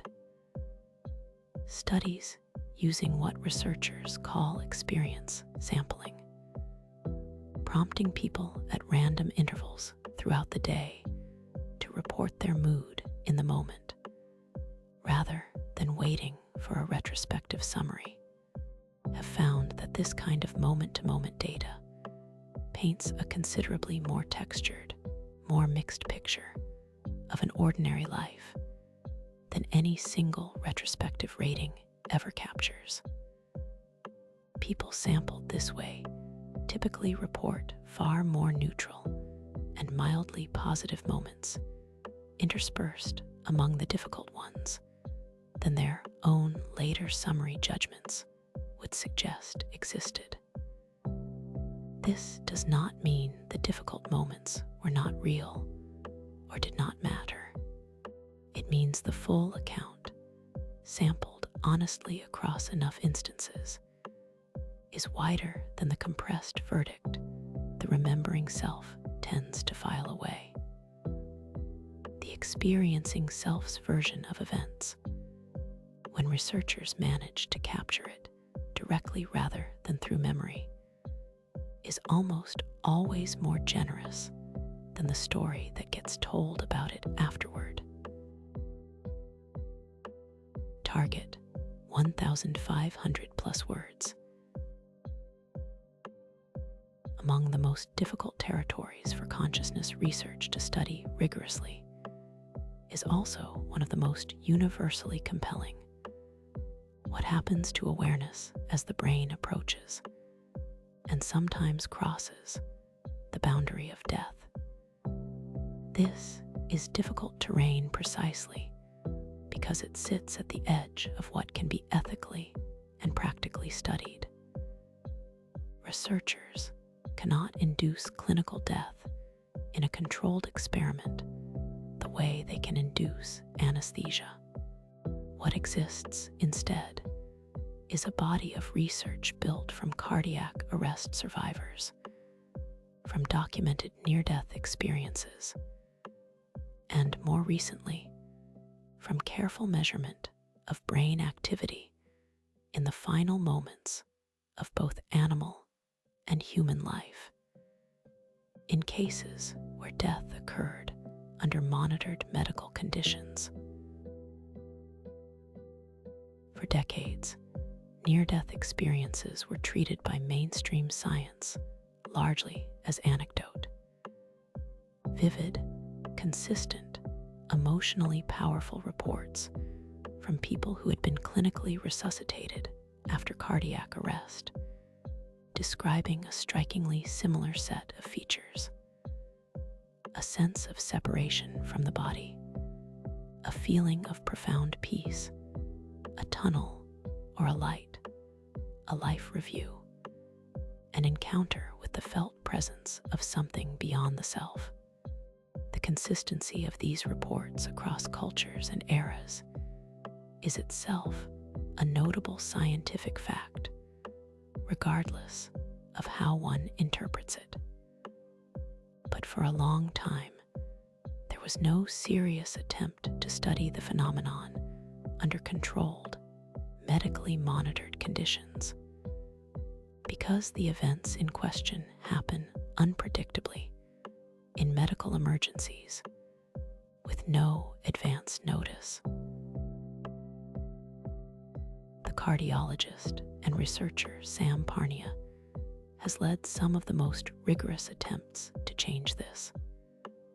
His AWARE studies, an acronym for awareness during R resuscitation, involved placing physical markers, visible only from specific vantage points, near the ceiling of hospital rooms where cardiac arrests were likely to occur, with the explicit aim of testing a specific claim some near-death experiencers make, that during the experience, they perceived their surroundings from an out-of-body vantage point, sometimes from above their own physical body.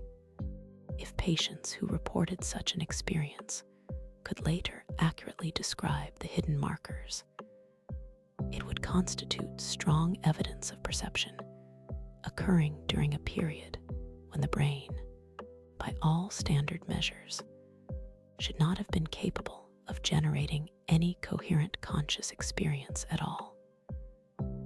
In practice, across the full study, so few cardiac arrests happened to occur in monitored rooms with a marker in place, and so few of those patients survived with a reportable experience that the marker portion of the study produced too little data to draw firm conclusions either way. What the broader aware research did establish, more solidly, is that a meaningful percentage of cardiac arrest survivors report some form of awareness or memory from the period during which their heart had stopped and brain function, by conventional measures, should have been absent or severely compromised, a finding that itself raises real, still unresolved questions about exactly how completely consciousness shuts down during those critical minutes. A separate, and in some ways more startling line of evidence emerged from a 2023 study led by neuroscientist Jimo Borjajan, examining brain activity in dying patients whose families had consented to EEG monitoring being continued through the withdrawal of life support.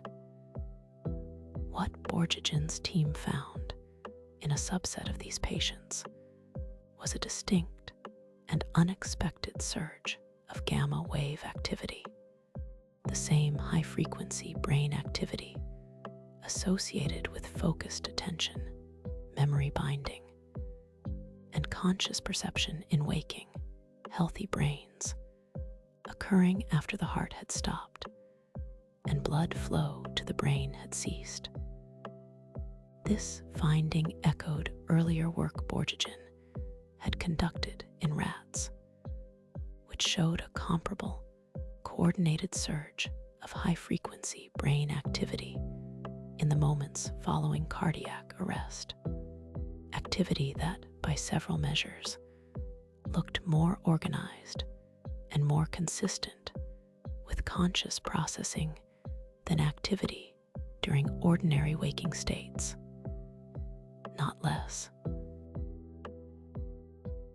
It is important to be careful about what this research does and does not establish, because it sits at exactly the kind of boundary where overinterpretation is tempting and unjustified. It does not prove that the dying brain is having a rich, subjective experience in any way that could be verified from the outside. It does not confirm the content of near-death experience reports or validate any particular interpretation of what an out-of-body perception might mean. What it does establish, carefully and conservatively, is that the assumption many people hold, that brain activity capable of supporting anything resembling conscious experience simply stops, cleanly and immediately, the moment the heart stops, is not straightforwardly correct. Something organized, something resembling the signatures associated with conscious processing in living, waking brains, appears to occur in at least some brains during the process of dying, for a period of time that current instruments can detect, but whose subjective content, if any, remains entirely unknown and may remain permanently unknowable, given the nature of the boundary being studied. This is a rare place in the discussion of consciousness, where the most honest position available is not a conclusion, but a suspended, careful uncertainty. And there is something worth sitting within that uncertainty itself, rather than resolving it prematurely in either direction. It would be inaccurate to claim this research proves the survival of consciousness beyond the body, and equally inaccurate to claim it proves the opposite, that death is simply and immediately the total absence of any neural activity resembling awareness. The actual, careful state of the science is stranger and less settled than either of those confident claims. Some kind of organized, gamma-associated brain activity has been measured occurring at the edge of death, in a period previously assumed to be silent. And no one yet knows what, if anything, that activity is accompanied by, subjectively, for the person it is occurring in. There is something that feels appropriate at this hour about ending a section on the edges of consciousness without forcing it into a tidy resolution. The boundary between being and not being, between awareness and its absence, turns out to be less like a wall and more like a threshold with genuine, measurable, still poorly understood activity happening right at its edge. What that activity means for the person crossing it is, for now, one of the last great open questions science has not closed. It may be one that never fully closes, given what it would require to study it directly. That is not a failure of the research. It may simply be an honest reflection of how much remains genuinely unknown about the furthest edge of the very thing this whole night has been about. There is a separate, quieter strand of research worth including here, because it approaches the same territory from a gentler angle. The study of what dying patients in hospice and palliative care settings report experiencing in the days and hours before death, when consciousness is fading gradually rather than being interrupted suddenly by cardiac arrest. Hospice researchers have documented a recurring pattern in these reports, a softening of anxiety in many patients as death approaches, an increase in reports of comforting visitations from deceased loved ones, a general shift toward calm that is not simply explained by sedating medication, since it appears in patients who are minimally medicated as well. Palliative care physicians who have observed this pattern across many patients tend to describe it not as evidence for any particular metaphysical claim, but as a consistent, clinically observed feature of how human consciousness, left to wind down on its own gradual timeline rather than being severed abruptly, appears to arrive at its ending. Whatever produces this pattern, psychological, neurochemical, some combination, not yet well understood. The consistency of it across so many patients, in so many settings, is itself a data point worth holding alongside the more dramatic gamma wave findings from sudden cardiac arrest. The two lines of research describe different kinds of endings. Both suggest that the picture many people carry of dying as a uniformly frightening cessation is, at minimum, incomplete. There is a further detail from the hospice literature worth including, because it complicates the picture in a way that feels more honest than a simple, comforting conclusion would. Not every patient's experience follows the calm pattern described above, and researchers studying end-of-life awareness are careful not to overstate the the universality of it. What the research does support, consistently across many studies and many care settings, is that fear of the dying process itself tends to be worse, for most people, at a distance from it than up close to it. Surveyed in the abstract, from a position of full health, death registers as one of the more frightening prospects a person can consider. Surveyed at the actual bedside, among patients, and the clinicians who have spent careers present at that threshold, the emotional texture reported is very often different.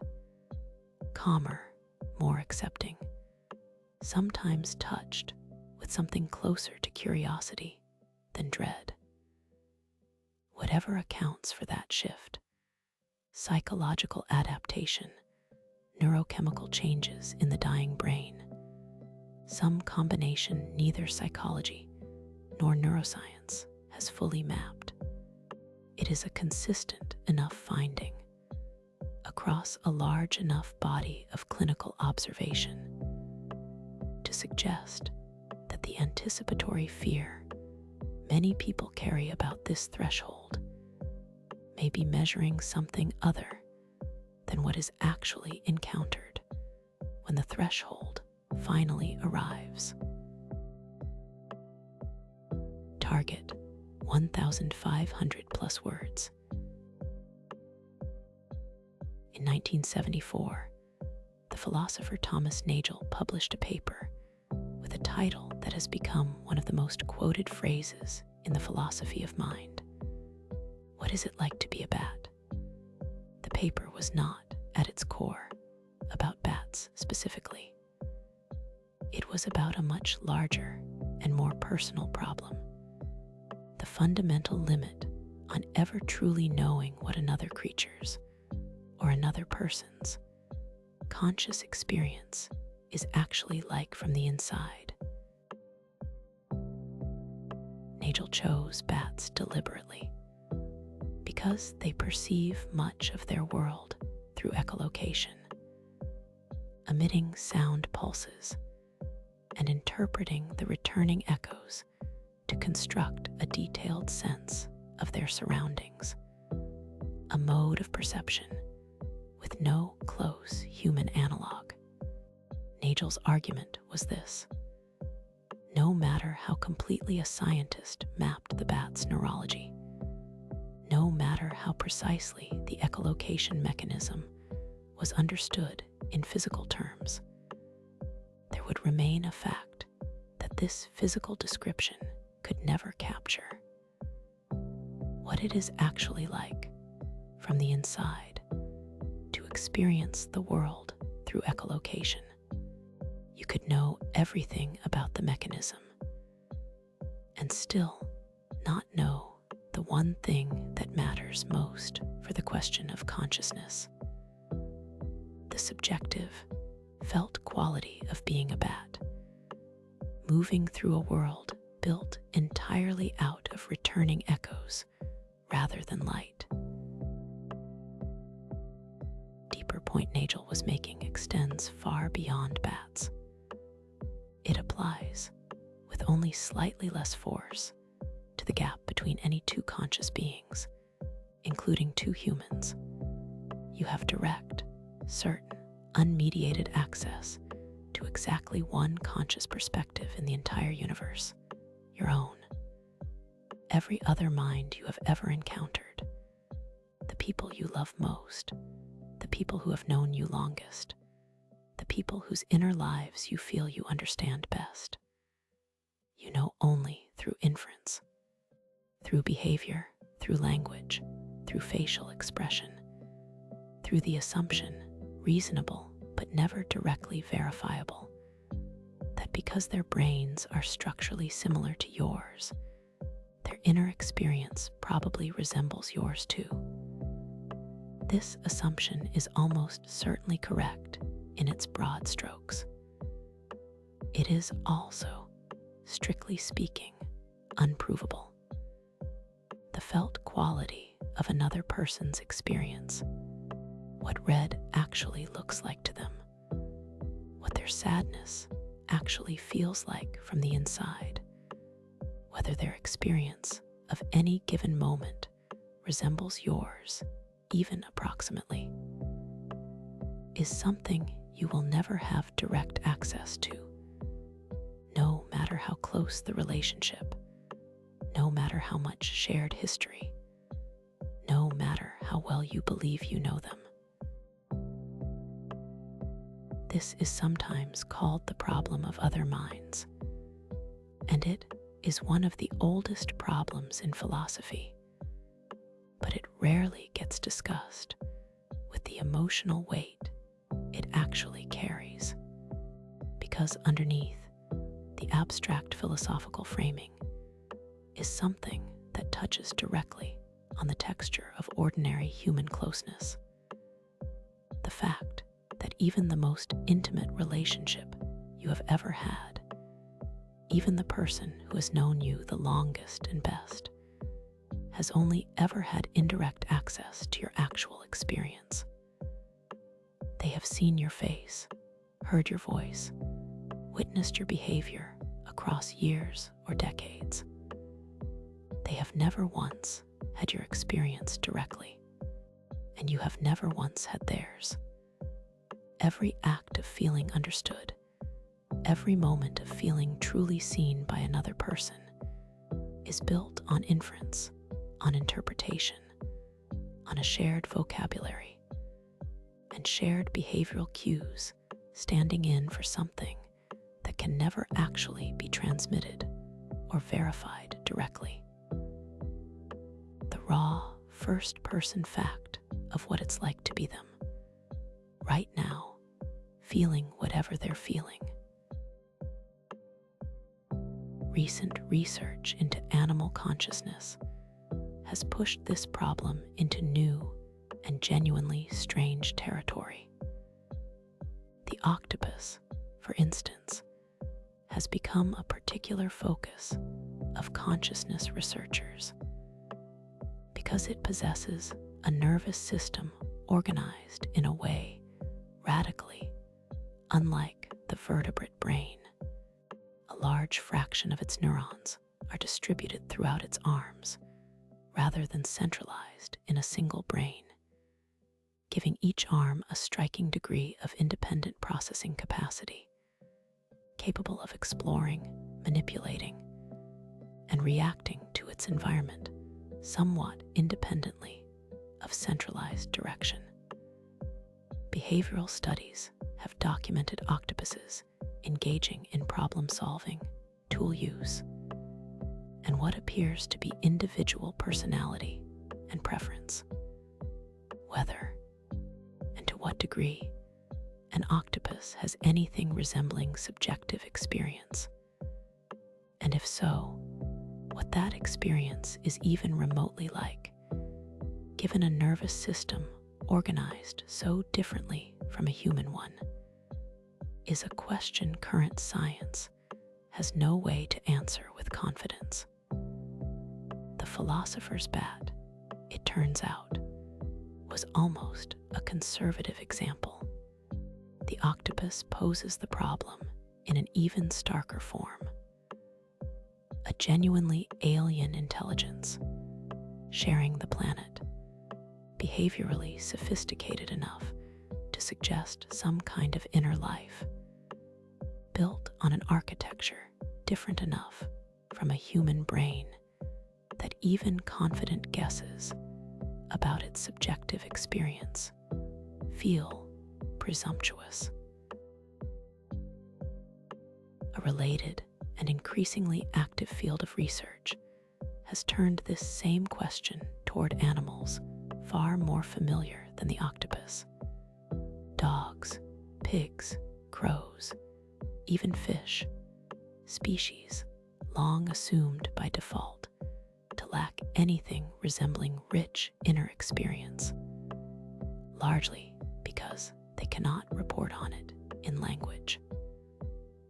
Neuroscientists studying the underlying architecture of pain processing emotional response, and stress physiology across these species have found structures and chemical signaling pathways with deep evolutionary continuity with the human versions of the same systems, not identical, but recognizably related, built from the same basic evolutionary toolkit. This has shifted a meaningful portion of the scientific community toward a more precautionary stance, an assumption increasingly written into welfare policy in several countries that where the underlying neural architecture for something resembling suffering or pleasure is present and functioning, the burden of proof should fall on demonstrating its absence of experience, not its presence. The problem of other minds, once treated as a niche philosophical curiosity, has become alive and consequential question shaping how entire industries and legal systems are beginning to treat the animals whose inner lives were, for most of history, simply assumed away. This same fundamental uncertainty, scaled back down to human relationships, is worth resting in rather than resolving, because it reframes something that can otherwise feel like a private failure.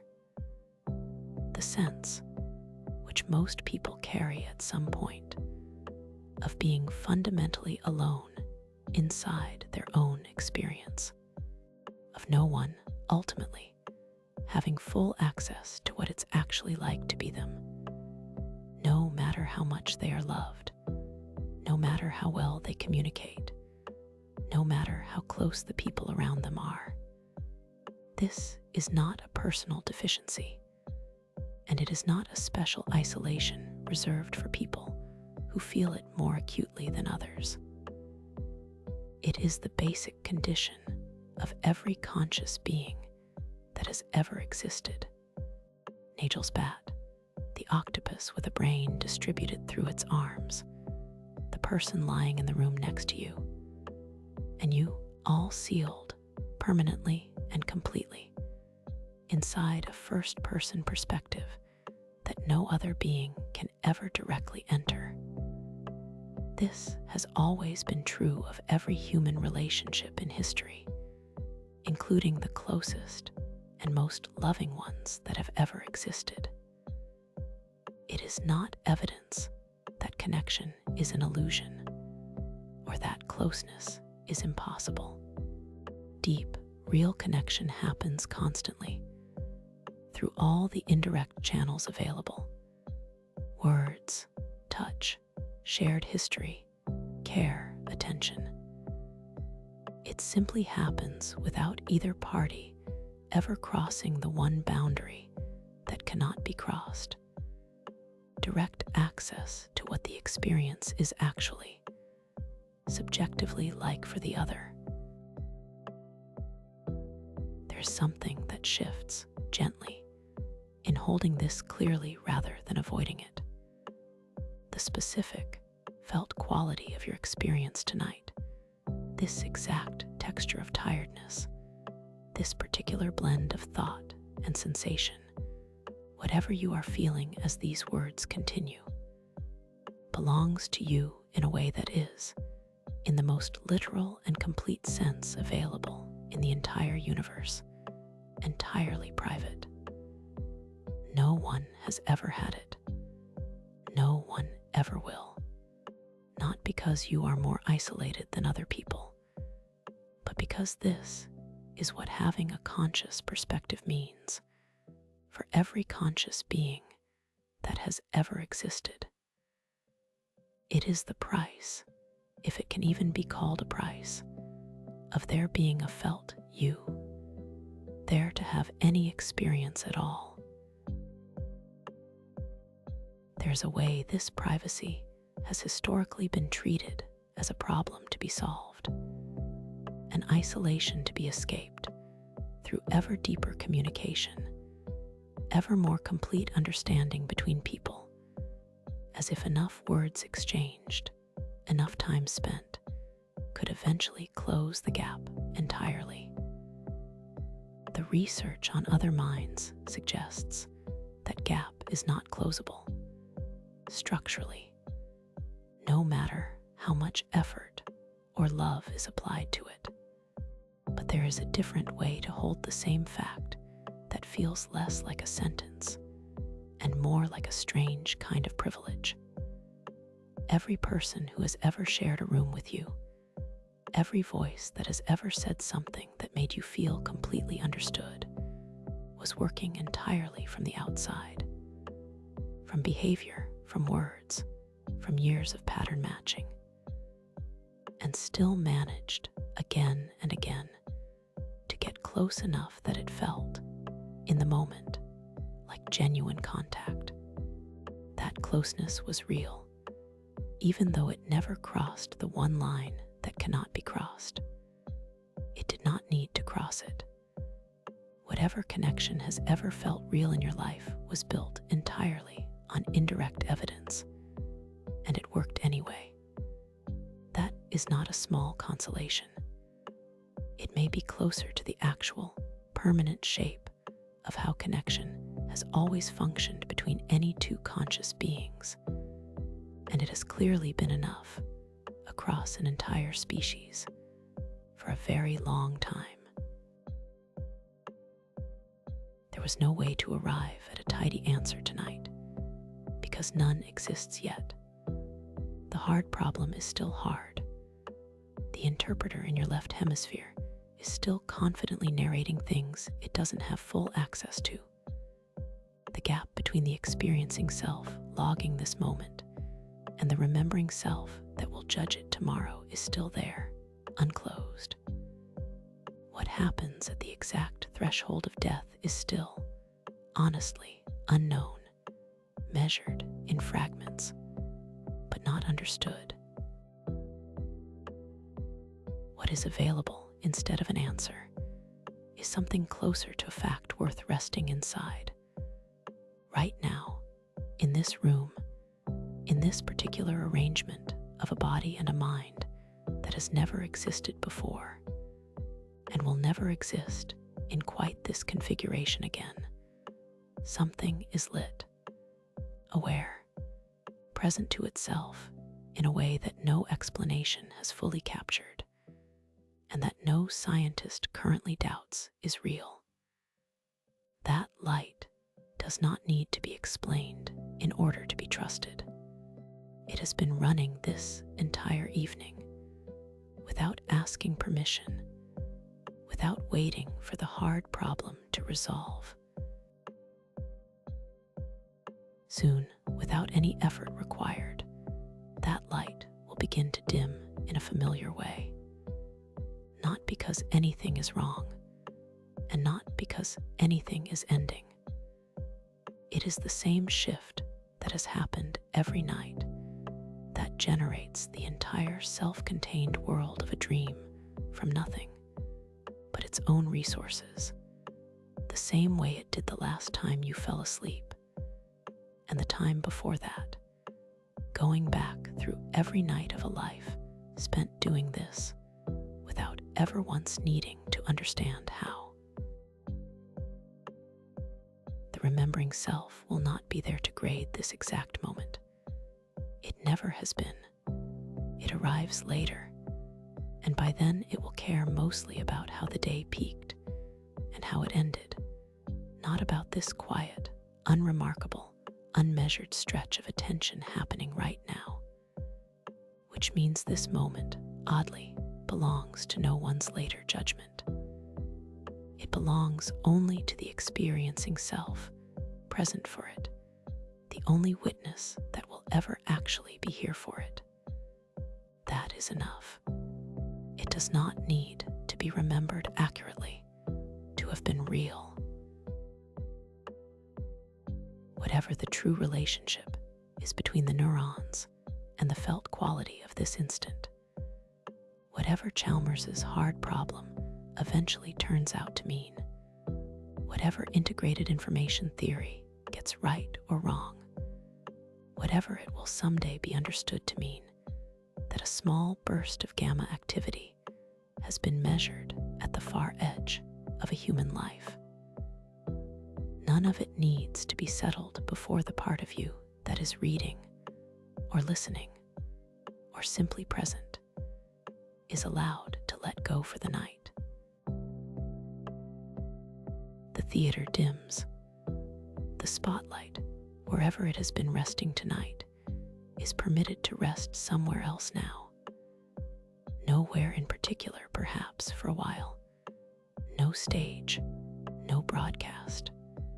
Just the quiet, unlit backstage of a mind that will, without being asked, build something else out of whatever it's been carrying, the moment it's given the chance. There's nothing left to figure out tonight. Only this: the light was on. It noticed itself briefly in the dark. That was always going